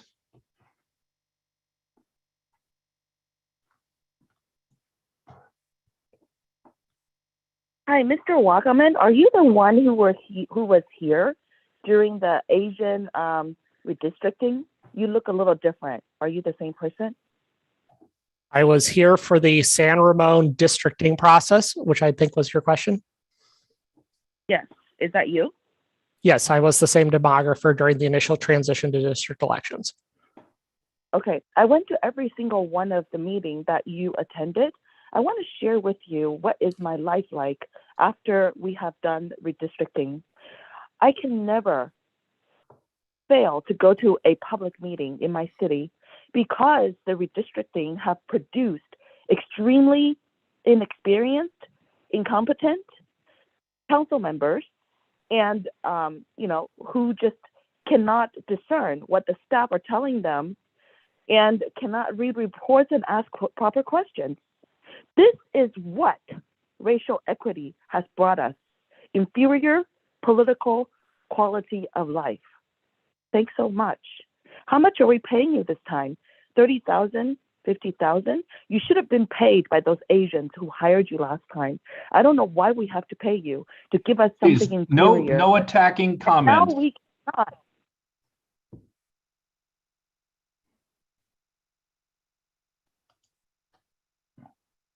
Okay, any other public comment? I see none. I need a motion to close the public hearing. Do I have a motion? For the motion. Motion Veros. I'll second. Second Armstrong. Roll call vote, please. Councilmember Armstrong, Yes. Councilmember Veros, Yes. Councilmember Zafar. Yes. Thank you. Vice Mayor Perkins. Yes, okay, the public hearing is closed. Now we have council discussion. So council members, raise your hand or hit your unmute button and we'll call on you. Sridhar, you have a comment or something? Yeah. Yes, definitely. Hey, thanks, Michael, for presenting the whole process. This definitely, every time I hear this in the past when I looked at the videos, and once again I looked at it. It's a lot of information to learn and understand. And thanks for putting together all those, especially the key ingredients that we need to follow in order to make this redistricting process. So you did such a great work, but definitely one thing we want to make sure that education within the community, that's the key thing to share. So that's where I already see that our city staff sharing email blast on our email blast that I received, and many other community members received it. So that's fantastic. We already started the process, and also see that we are utilizing some social media. And if you have any suggestions on how other cities do to reach out to the residents, please share that information. That will be great. Thank you once again for all your good work. Okay, Sabina. Yeah, so I just wanted to say thank you. I think we got some really great information, and I like that there's several ways of kind of looking at the districts, whether you're an Excel person or a visual person. So I appreciate all of that. I think we'll go to the public and make sure we get that input. And yeah, I mean, it was very detailed, so I don't have a lot of questions. Thank you, Sabina. Mark. Yeah, thank you, Michael. I didn't have the privilege of going through this the first time, so a lot of this information is new to me. It's very good information you presented tonight. I think it was sort of an overview for me. I would like to see perhaps maybe some more defined terms, that criteria more defined and very specific, not just sort of a bullet point, but what does it really mean? Kind of the way you explained it. That would be helpful for me. And I think it'd be helpful for the public too, to see, how we define these different terms. For example, with communities of interest, right? And you mentioned there's no data set for this, but maybe providing some examples of communities of interest in the past. I get the whole economic or social groupings and things like that, and that they get to define their own community the way they want to. But this process is not brand new. It's been, happens all over the place. And so it would be nice for me to see kind of what some of those communities of interest have been in the past. Not that it's necessarily going to be the same for San Ramon. I think one of your pages, you went through it pretty quick, but you had in there things like school boundaries and that sort of thing. So are we taking that, we're going to take that into consideration? Are we going to try and keep homeowners associations kind of intact in the process? Is that something that is traditionally done? And just other political boundaries from the higher level perspective as well, whether that's county or state level government or federal government districting. Is there an intersectionality there with what we need to be doing at the city level as well? And as Sridhar mentioned, the whole community engagement piece, I think, is really important here. We've laid out the different dates and opportunities and the website and whether you want to do it the geeky way or the cartoon way, that's all good. But I think, unless somebody is really interested in this process, you can lead a horse to water, but you can't make him drink, kind of thing, right? But if you, how are we going to really try to gain that public input, as opposed to just one or two people maybe submitting a couple maps, and then we just got to go from there? We really want this to be transparent. We want that public input. That's the way this is going to make sense. It's not for us to just sit here and draw the lines. That's not what we're to do. We do have some ideas on maybe some overall, how to minimize disruption, if you will, of the current districts that we have, so that one particular district or one group isn't disenfranchised over another because we drew the line and prevented them from having the opportunity to vote maybe in 2 consecutive elections, or maybe some groups of people get the opportunity to vote 2 times, whereas they may, ideally everyone is going to be voting a single time for their district. We just happen to be kind of that intersection where the census came out shortly after the first time we went around this. So there's going to be some changes. We know that some people will not have that opportunity or have multiple opportunities. But anyway, back to my original point. I think defining the criteria in a little bit more detail, providing us kind of a primer on what these criteria mean, and kind of an overall glossary of some of these terms. I think we can hang that out there on the website, come back with it maybe so we can read that prior to our second public hearing, if that's acceptable to the rest of the council as well. Good. Thank you very much, Mark. Yeah, I want to emphasize something Mark brought up, and that is if we have notice of proposed boundaries for higher elected office that intersect through the city, I'd like to see those. For the most part, I suspect that most of those higher public office are going to include all of San Ramon in one part. We may be brought together with Dublin and Pleasanton, or we may be brought in with Danville and Alamo and Walnut Creek, don't know. But if there is a political boundary that you become aware of that cuts through San Ramon, I'd like to know about it during this process and see how it shows up maybe in one of our districts. To me, one of the more important things is that we move the boundaries as little as possible so that we have as few people affected in terms of voting 2 times versus voting 0 times over that 4-year period. Beyond that, we'll discuss the details going forward, and we'll have opportunities at our next council meeting to discuss any other criteria of real consequence. Any other council comments? Well, maybe I have one other question, and that's I think I know the answer to this, but we have a lot of approved developments that are on the books right now, significant developments. And are those to be considered as part of this process? Or is there a point where once we're done with the bulk of the work here on redistricting, that we put a little bit of a swag into it to make some adjustments, anticipating the actual build out of some of these developments that are coming up in the future? Mr. Vice Mayor, did you want me to respond on some of these issues? Yeah.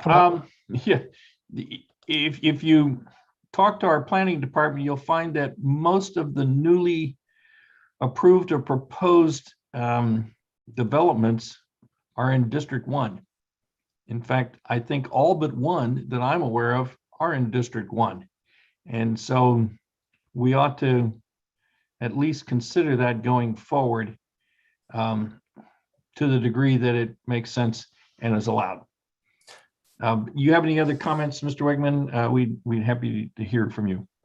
Sure, I'll try to whip through the things that I heard that were raised, which are one of the purposes of this meeting was to highlight things you may want for that second meeting. So I made note of the overlapping jurisdiction issue, just noting that everybody else is going through this redistricting process too. So I don't know, for example, what the county supervisor lines are going to be quite yet, the state assembly, those kinds of issues, but happy to look at where we have any overlapping jurisdiction boundaries there. And I'll coordinate with city staff to see if they have any GIS laters for those upcoming developments.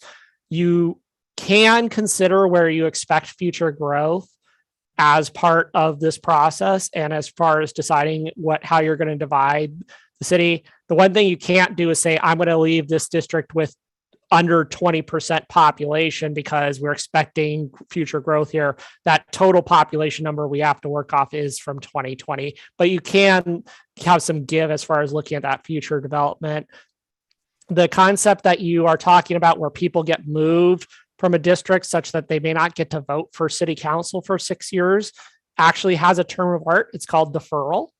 And it is something that you can, again, consider as part of this process. You don't want to put it ahead of any of those other criteria, but if it is something that you want to keep an eye on, that is something we can do. On that concept of terminology, actually, while I was waiting to start, I was emailing with staff about some additional things we can add, some website like a fact section, some other things. So we're already working on some of those additional issues. Where there was the question about outreach and a best advice, my best advice is, and I think all of you kind of touched on it, you want to bring this process to where people are, not expect them to come to you. And as you said, there are probably a lot of people aren't going to be interested in submitting plans. And if your outreach is all about, we want, as many plans submitted as possible, okay, you might increase the number of plans from 2 to 4. That doesn't mean it's a bad thing. It doesn't mean you don't want those additional plans, but the place where the public absolutely can contribute is with those communities of interest, because everybody knows what their community is, whether they care about redistricting, whether they care about city council, whether they care about city government, they can answer that question for you. And so that's something that I would say, just as a suggestion, your outreach, that's the thing, that's the gold nugget, because I will never be able to put it on the screen, a list of every community without that feedback. And on those communities, I will tell you, every jurisdiction I've worked with is a snowflake. It's a unique process in each one, in that some jurisdictions, school enrollment zones are really the ticket. That's what everybody says. That's how we define ourselves. In some, they don't even have enrollment zones because they have open enrollment. In some, it is those HOAs that really define things. And some, they have very weak HOAs that really aren't that are very light coverage through the city. Subdivision boundaries. There are lots of ways to look at it. And this is where you all know that city well. And you would know, for example, is an overlapping jurisdictional boundary actually reflective of communities in your city and how you divide yourselves? Or is it just an arbitrary line on a map? So, one of the things I always emphasize, this is not my redistricting process. This is your redistricting process. I don't live in San Ramon. Once this is done, I probably won't be back for 10 years or longer if you're sick of me. And these are lines you're going to have to work with, though. So I am just here to facilitate getting you through that process. But knowing how best to divide up the city into these 4 districts really is going to come from the people who live there. Great. Thank you. Council, any further comments? Or are we ready to go to the next agenda item? Or Mr. License, did you have something you wanted to say? No, I just want to make sure that Michael has all the information that he needs so that he can come back and for the next meeting. Excellent. Anything else from council? Thank you, Mr. Wegman. And with that, Madam Clerk. Item 10.3, public hearing, introduction of ordinance next in line, repealing and replacing Title A, Division A6, Travel, Chapter 1, Travel by City Personnel of the San Ramon Municipal Code, in consideration of a resolution number 2021 next in line, authorizing updates to the travel policy. Staff report by Kelly Sessions, Administrative Services Director. Busy night, Kelly. Yes, it is, but it is good to be back before you to present this travel ordinance to replace the current travel ordinance, and at the same time consider a resolution authorizing updates to the travel policy. So for just a little bit of context, the staff presented the travel policy to the Finance Committee back on September the 13th. And the Finance Committee reviewed the policy, approved it to go forward to council. But then we realized that there could be some confusion over language that was in the travel ordinance versus language that was in the travel policy. So we decided to bring this back to council to update the ordinance as well as the policy. And the best way to update the ordinance is to basically strip out all the old language that reads more like a policy and just have the ordinance be kind of the framework for establishing the travel policy. And that would make it so much easier in future years when we want to make updates to the travel policy. So you'll notice that as you review the old policy, almost all the language is stricken. The old ordinance, almost all the old language is stricken. And if you see the new ordinance, again, it's just this framework that allows for the travel policy to be established. So let's discuss what the travel policy looks like. The travel policy was last amended in 2008. So it is definitely time to update it. We made a lot of language changes throughout the policy, particularly in some significant areas. One, we added a section of definitions. Two, we added a section describing non-permissible travel expenses, just to make sure that it was crystal clear what you could not spend money on. Number three, we made changes to reflect kind of today's new technology and new operating procedures. The old policy did not have any discussion about ride sharing, for instance, just because ride sharing did not exist back in 2008. We reorganized some of the paragraphs, their order. And then the major change to the travel policy was the addition of an option to use a per diem expense reimbursement model for overnight travel. So this only applies to overnight travel. And the question is, how does it work?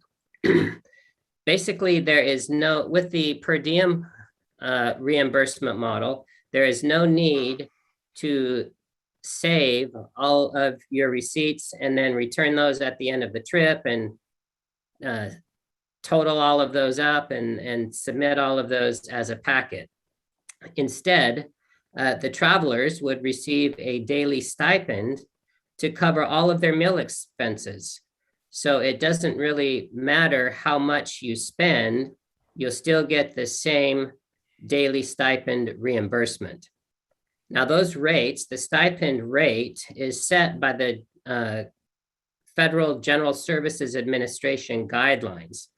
And so they thus comply with IRS tax code requirements in that they are not reportable as personal income. So normally the way the per diem works in the federal reimbursement system is the traveler has to look up the location of the event every single time they travel, and the reimbursement rate is set by geographic location. For simplicity and cost containment, this City of San Ramon per diem policy establishes the rate at the lowest in-state California rate model, so that you don't have to look it up every time and you don't have to wonder how much you're going to get reimbursed. It's already set. We'll update that rate each October when the GSA publishes their new per diem rates for the upcoming, well, for that next 12-month cycle. So it's an October to October 12-month cycle. And then lastly, under this new per diem model, it's optional. So if, for instance, you like collecting receipts and you want to continue to submit receipts based on actual expense, you can do that as well. The fiscal impact, the exact dollars, we don't really know. Because we don't know what future travel expense is going to be, who's going to go to what conference, or what a traveler's individual preference will be for either per diem travel or for actual expense travel. We do expect that the program will roughly be cost neutral, or possibly even save on expense, because we are trying to contain the cost at this lower rate. What we do know is that it should save actually a lot of time in processing of the reimbursements, just because it's a whole lot easier without having to tally up all of the actual receipts and review things that way. So the next steps for this would be to bring the ordinance back to the City Council at your next regularly scheduled council meeting on November the 23rd.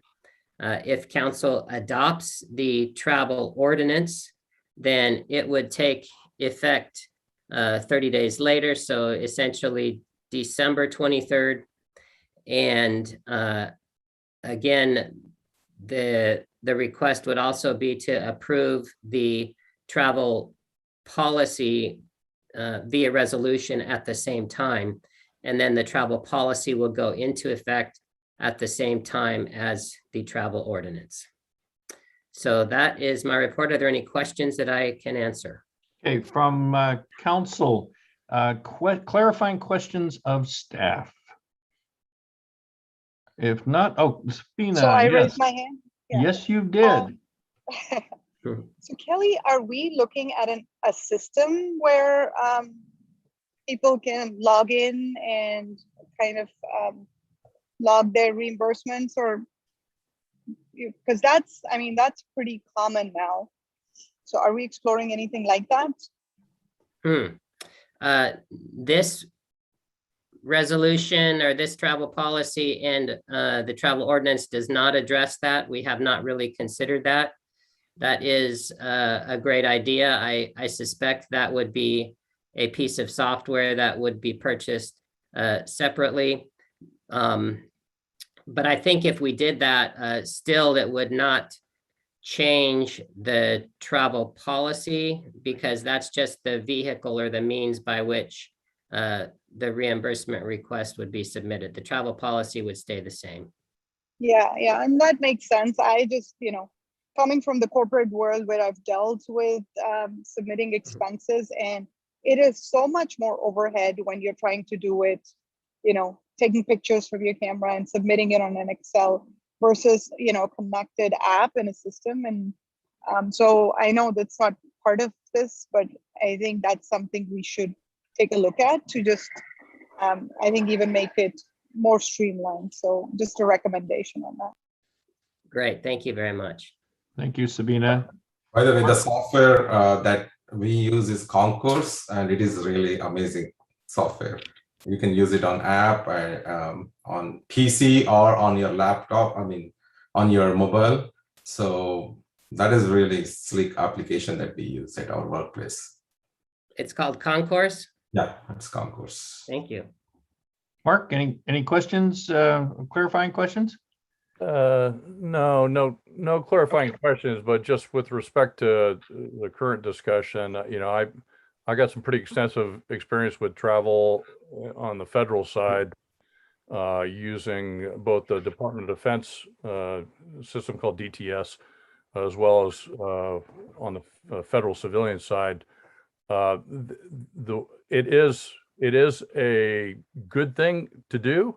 I will say this though, it does push some of the work onto the traveler that others used to do, but really what the biggest thing about it is the training component, and making sure that the travelers are trained. And although we don't probably do a lot of travel relative to some organizations have found that they need to have a dedicated staff person just to handle the travel system and processing of the different claims that tie into the whole budgeting and process, et cetera. So, and that might be at the department level. That's not for this discussion tonight, probably, but it certainly would be something that we could talk about in the future, perhaps, if the city wants to go in that direction.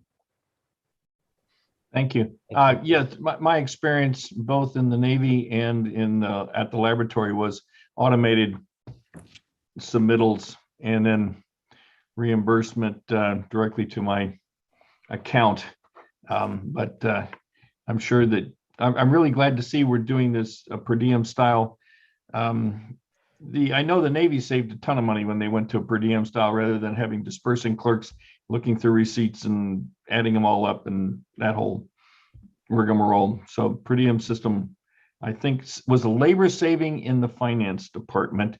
Yeah, it pushed some of the burden back to the individuals, but generally speaking, it was a savings. So at this time, I need a motion. Let's see, a move to introduce the ordinance next in line, replacing Title A, Division A6 Travel, Chapter 1 Travel by City Personnel, and the San Ramon Municipal Code, and waive the reading and open and conduct the public hearing. I need a second. A second. Second from Sridhar. Madam Clerk. Councilmember Armstrong, Yes. Councilmember Veros, Yes. Councilmember Zafar, Yes. Vice Mayor Perkins. Yes. Thank All you. right, we're going to take public comment on this travel policy.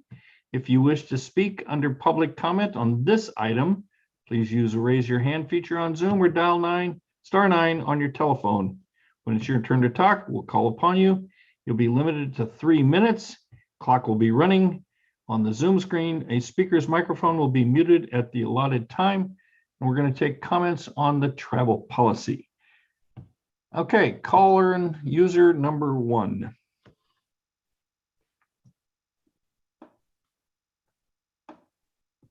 Mr. Sessions, can you hear me? Yes, I can.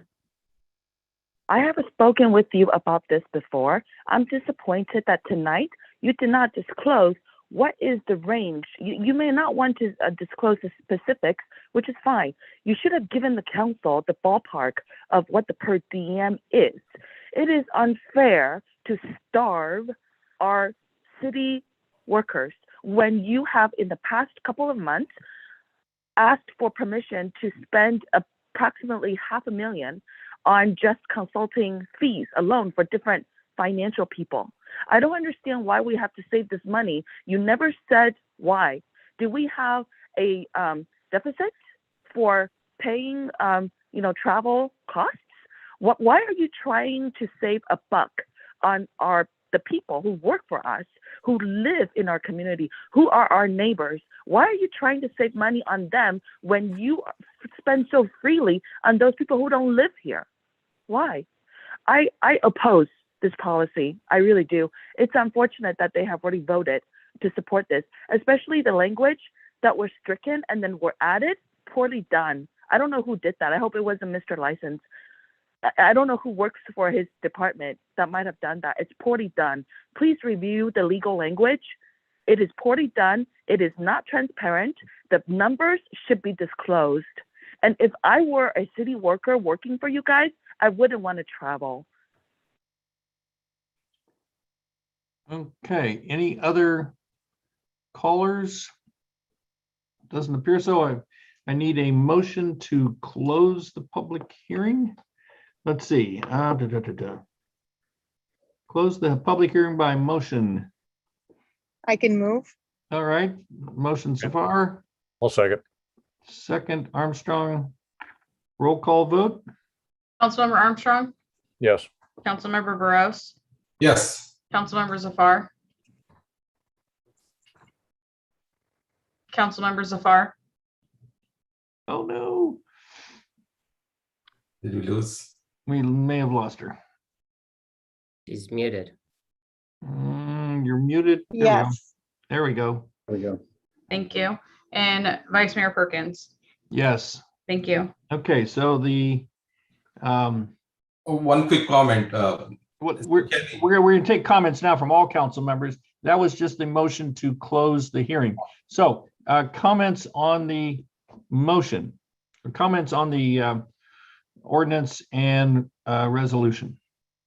One quick, the software I said not Concourse, it is Conquer, and it is bought over by SAP. It looks like last 1.5 years, I didn't travel because of the COVID, so I didn't have to submit anything. So it's SAP took over, bought it, looks like, and it is SAP Conquer software now. I expect that if you did a short survey, you'd find there's probably a half a dozen or more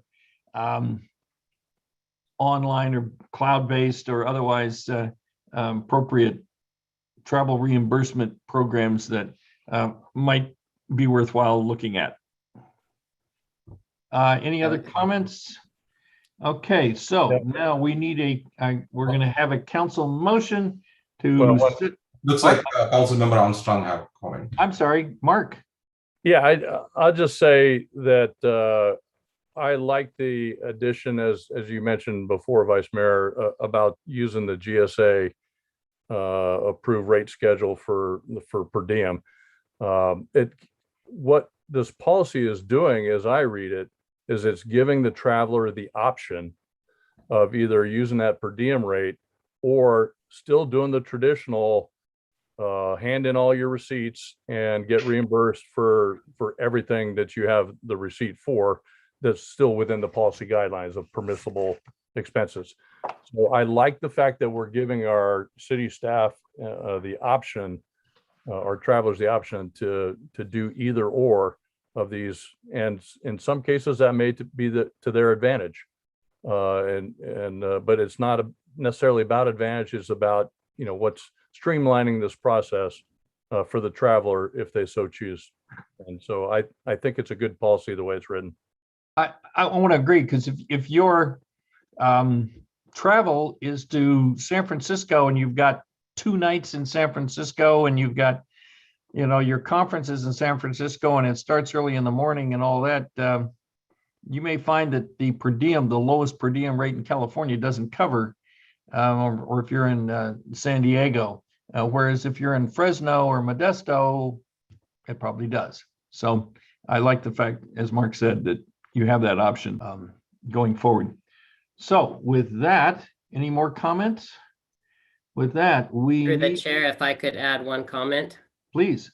The rate is listed on the last page on the form. The current rate for the 2022 GSA full day stipend rate is $64. That's based on $14 breakfast, $16 lunch, $29 dinner, and incidentals of $5. Okay, that's very helpful. Okay, so we're going to move the ordinance next in line, repealing and replacing Title A, Division 6, Travel, Chapter 1, Travel by City Personnel, and San Ramon Municipal Code, waive the reading. And we're going to set the adoption at the next council meeting, November 23rd. Do you have a second? A second. Okay, second for Rose. Madam Clerk. Prior to the vote, city attorney license, do we need to include the adoption of the resolution into a second motion or in this motion? We can add that to the same motion. All right. So we'll have it include the ordinance and resolution for adoption at the next city council meeting on November 23rd. And then if you could redo your second. Yes, and Sridhar, you want to second the amended motion? I second the amended motion. All right, roll call vote. Thank you, Christina. Thank you. Councilmember Armstrong? Yes. Councilmember Veros? Yes. Councilmember Zafar? Yes. And Vice Mayor Perkins? Yes. Thank you. That motion passes. All right, now to the highlight of the evening. No, this isn't the highlight of the meeting. That's coming later. Consideration of cancellation of December 28th regular city council meeting. City Manager Joe Gorton to lead the discussion. Well, there's not much to discuss. This is opportunities we do every year. Generally, we do not hold a meeting during during that week between Christmas and New Year's. So we are presenting that to the council to see if we want to move forward with that and cancel that meeting. We will still have a second meeting, or I'm sorry, a first meeting in the beginning of December. I'm going to ask for public comment first, and then I'll take council member comment. Do we have any written comments? If not, we'll take the call-in. We do not have any written comments for this item. So Okay.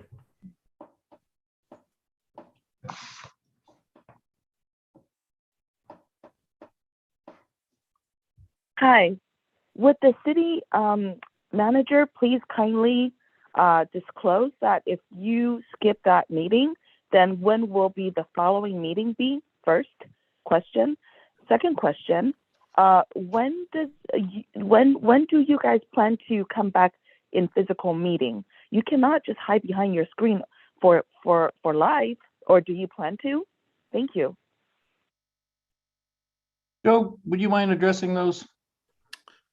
We will continue to monitor, to start with, as far as in-person meetings, we continue to monitor with the health department, and as the pandemic ebbs and flows, we'll make a determination with the council when those in-person meetings occur.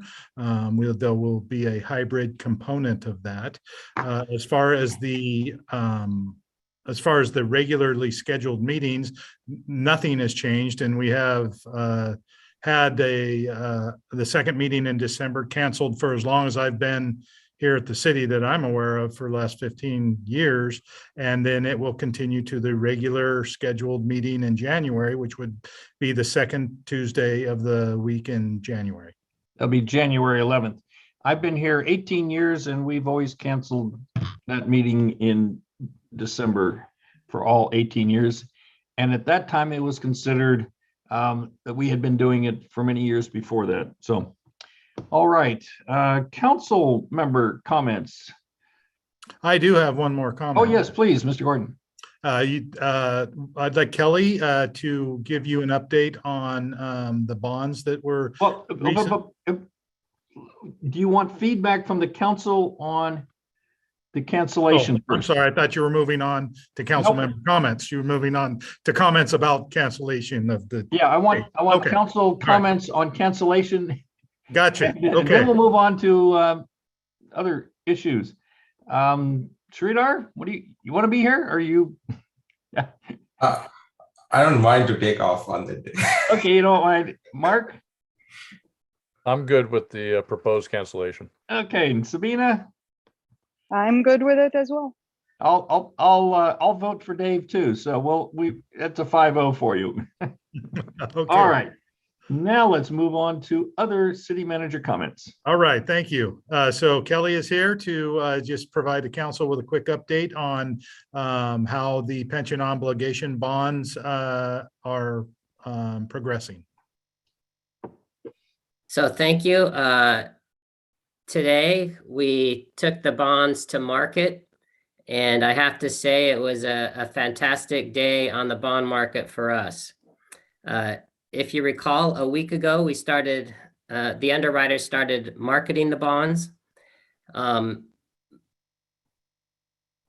Treasury rates were up and down a little bit. They went way down on Thursday and then up a little bit on Friday.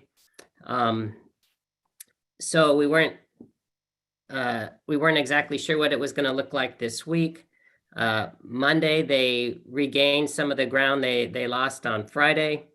So we opened our order period today. The order period was from 7:30 to 9:30, 2-hour order period.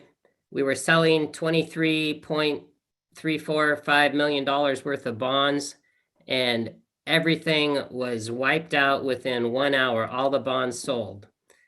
So it was a really amazing day.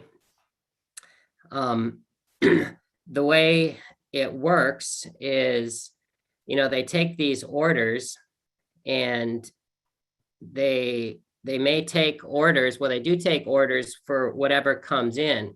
Each year represents a single series of bonds. So you've got the 2022 bonds, the 23 bonds, all the way through the 2035 bonds. If you remember that the chart that we had that showed how the payment schedule would be.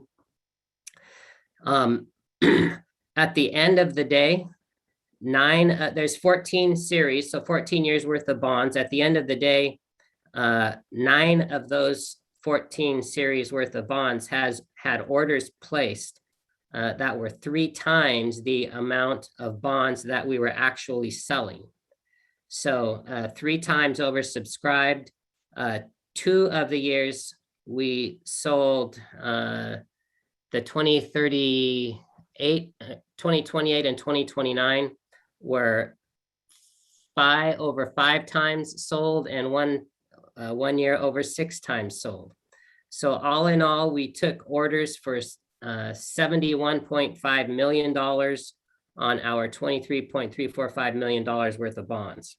So what that means is that we were able to go back, restructure some of the sales price, lower the yields, which means that we have to pay less for our interest on every single one of those years that was oversold by at least 3 times, by 2 to 5 basis points. So we were able to squeeze out more money. The 2 largest purchasers were Performance Trust and Standard Insurance. The feedback we got from some of the investors was very positive. One of the key differentiators for our bonds was the AAA rating. And I want you to really understand just how significant that was. We were concerned going into this because there are so many pension obligation bond deals out there right now because the interest rates are so low. And we were concerned how, that the market was already oversaturated with pension obligation bonds. Some of the investors were not all that interested in purchasing more POBs. But what we discovered was that there was no AAA rated bonds coming out since September. And so it made a huge difference. One investor was not interested in purchasing POBs until they said this is AAA rated, and then they were in. And so it really did make a difference. It's great that we continue to have a solid financial foundation, and the AAA rating really helps. They also said, the underwriters said that they hadn't seen a deal that was this oversubscribed. Like I said, we're 3 times oversubscribed on the entire series. They hadn't seen a deal this oversubscribed since the end of September, so it's been a while.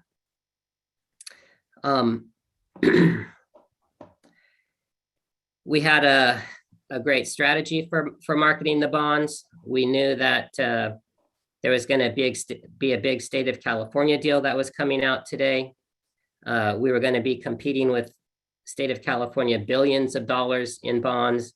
So we jumped the gun. We locked in our rates and started early in the morning and tried to lock in our investors before all the big bonds hit the market. And that proved to be a really a real good strategy, a very effective strategy for us. So at the end of the day, we basically outperformed every single one of our benchmarks that we had brought to council previously.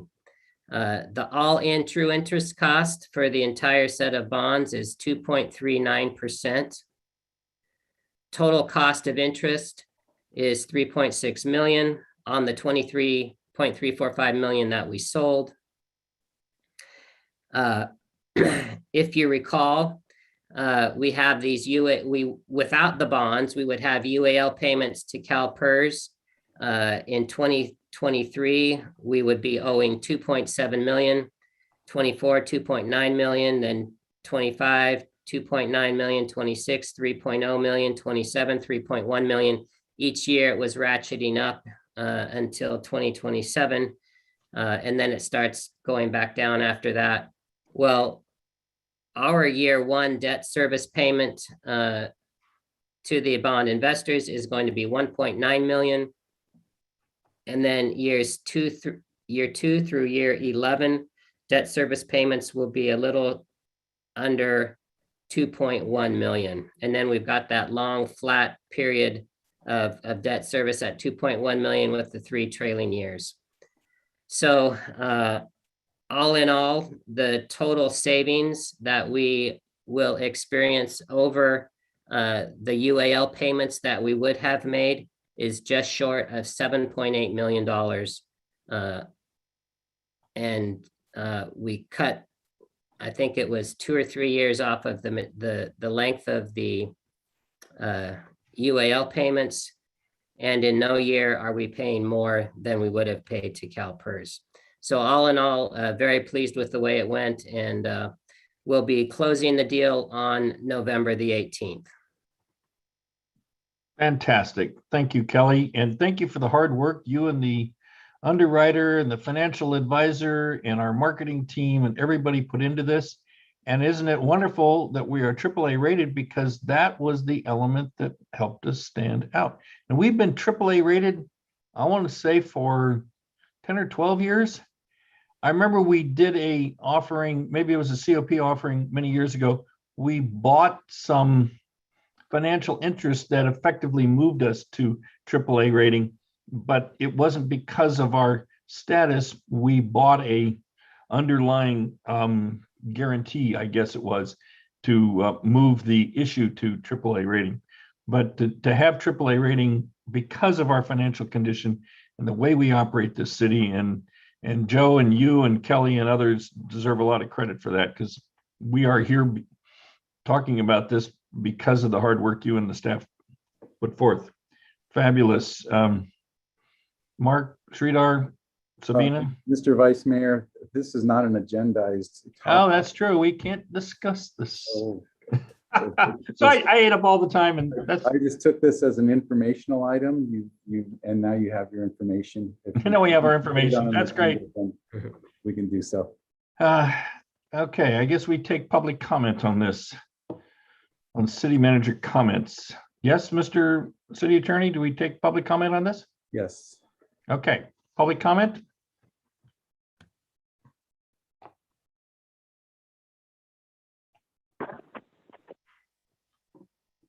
Okay, so Mr. Sessions, I will respond to you under this comment because you are speaking for the city manager.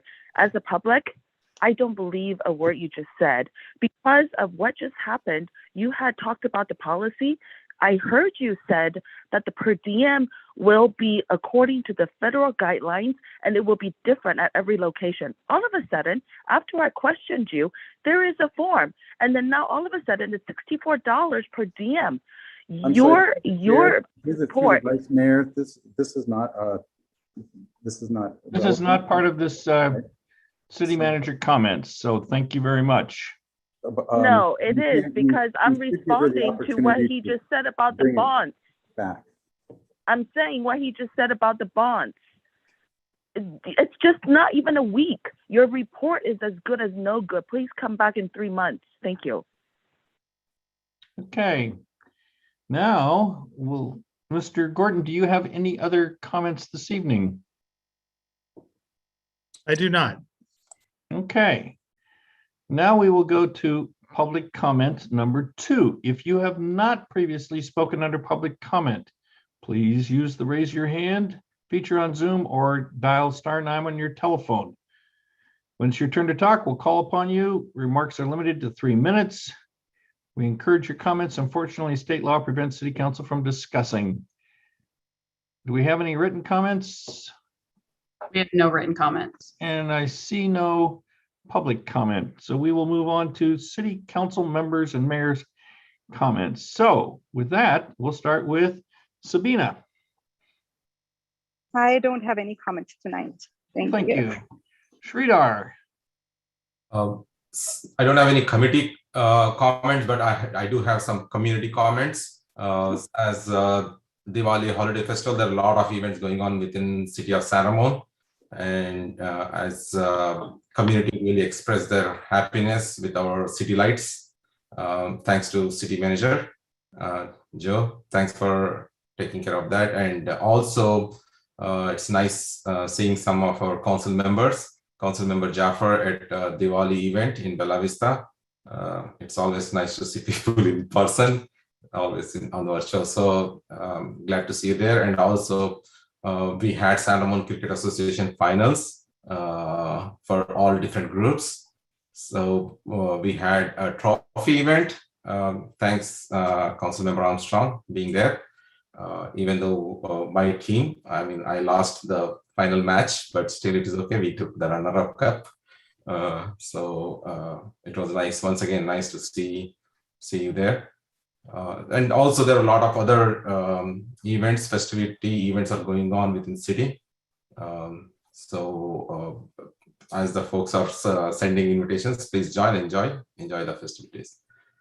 Thank you. That's pretty much. Thanks. Mark?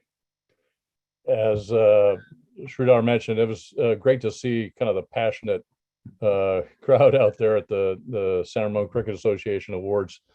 I only have one report, and that is on the Senior Advisory Committee meeting that occurred on November 1st. They reviewed the Senior Advisory Committee annual report. They will present that report to the Parks and Community Services Commission on November 10th, and then they'll bring that same report to City Council on December 9th. So we'll be seeing that report and all the good work that they've been doing over the past year. They also reviewed the draft goals for 2022 to 2023. Last year was 9 goals. This year, they're starting with 5 goals. That may expand. They're still discussing that. Maybe a 6 or more. But again, we'll see the past goals and a report on how they did on December 9th. That's all I have. Great, thanks so much. Let's see, I went to the Library Foundation meeting and they're chugging along with their jazz program next year. Looking forward to that. They've had some really strong book sales from their bookstore. And so that's a big plus because they then turn that money back around and it goes back to the library in the form of various programs and purchases. So the library is doing some pretty healthy and worthwhile things. Marin Clean Energy, I sit on the rate setting committee and we're making a recommendation for a small, it's about a, let's see, it's less than a 1 cent per kilowatt hour. I don't know if I have the number here for specifically what that is, but it's a very small increase and it will place MCE at least 0.3 of a kilowatt hour, cents per kilowatt hour below PG&E. PG&E was actually slightly below MCE for about 10 months. And that's because they they undercollected on a thing called a PCIA, which is a power charge for that applies to organizations like MCE, but that expires on December 31st. So the PCIA charge will go down. And so MCE's charges will be lower than PG&E's. And I'll also point out that MCE is 99% clean energy, and very proud of that going forward. I see we have one caller. This is related strictly to City Council member and mayor's comments.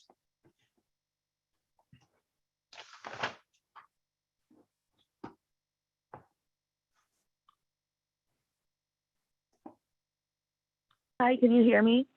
Yes. So first of all, I want to say happy Diwali to our Indian community. It's always a very happy season to see all the lights go on. And in my community, I think we have a lot of wonderful lightings that I truly enjoy around this time. However, just, I would like to bring my concern though to, I think Council Member V. Rose, you are my council member. I don't know if you're aware, but there was a passage of Motorola equipment that now will probably require people who call the police to disclose our personal data. And because those equipments were not really properly vetted in the finance committee yesterday, I have concerns. So if in a festive circumstance in our community, something happens, now I would be afraid to call the police because, the criminals may not be there for the police to ask for their personal data. But as soon as I call, I will have to disclose my personal data. And I'm not sure who else is listening because I don't know who made those equipment. I wish you guys would have allowed me to pull out 5.2 tonight so we could have properly vetted the equipments again, but too bad, so sad. I would probably be contacting you, Councilmember V. Rose, about this because I really don't feel safe at all. Thank you. Okay, now, item 14, convene the closed session pursuant to code 59457 to perform the evaluation of the city attorney. Is anybody in the public want to speak to this issue before the council convenes to close session? Okay, in that case, the council will convene to close session and we will reconvene upon our completion. Oh, you want to comment? All right, comment to close session for the evaluation of the city attorney. Public comment is open.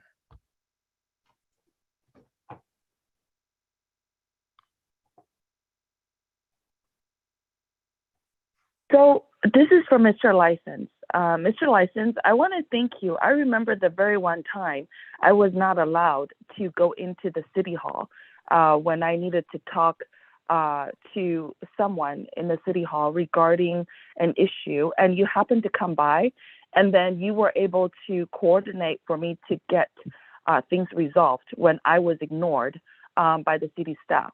So I am very grateful to you for that. To this day, I remember. However, I want to say there are also disappointments I have experienced during my appeal against Sandbox. I felt that the fact your department used my casual emails as my appeal statement was appalling. I don't know what is going on in your department. The hiring of your staff, Ms. Yan, has since, I felt, changed the dynamics of the attorney department, of the attorney's office in our city. And I don't know what the problem is. If there is any influence that is coming outside and you have no choice but have to condescend to, I encourage you to please disclose that to the city council. And if it is something that you're not coerced and you don't have to condescend, but it is just something that was like, a mistake, I'm willing to forgive, but please, you need to clean up the way attorney's office handles people's appeal. It cost me $2,500. It's a lot of money to me. And I just wanted to make sure our children in this community are safe when they wear those haptic vests, that they're not being beaten to death and then they think that it's okay. So going forward, please be fair, be just. Thank you. Okay. Well, with that, we will convene to close session. We'll be back when we're done.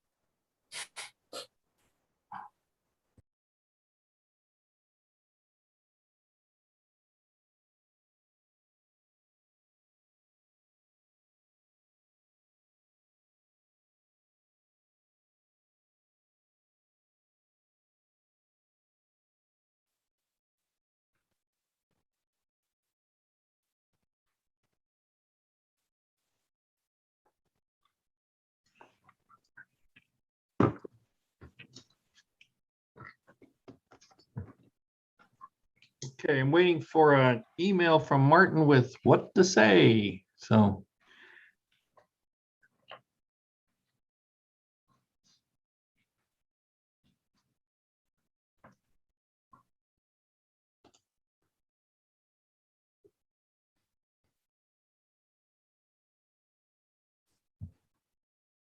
Looks like we still have a lot of participants in the meeting. Do we? Yeah. Interesting. Okay, we have, Dinesh, Gary. Okay. We have a whole collection of people that need something to do. So I'm waiting for Martin to send me the words. I can start I with, recognize some names from Leadership San Ramon Valley. There's a homework assignment to attend different meetings, planning commission, Parks commission, different town of Danville meetings, whatever. okay, I think my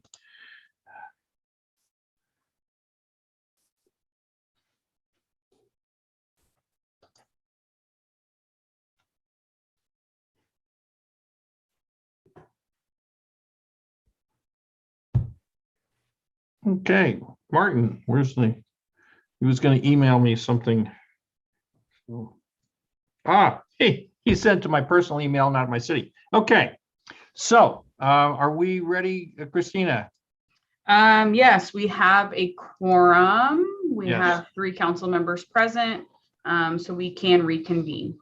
Okay, so are we? You are live. Okay, live. Okay, by 4-0 vote, the city council has directed staff to bring an amendment to the city attorney Martin License's contract for review and approval in open session. The contract amendment shall reflect a salary increase of 9.5% beginning on the effective date of the amendment. The amendment will be brought before the council for review and approval at its November 23rd meeting. And with that, I will adjourn the meeting. And I thank you all and have a good night. Good night.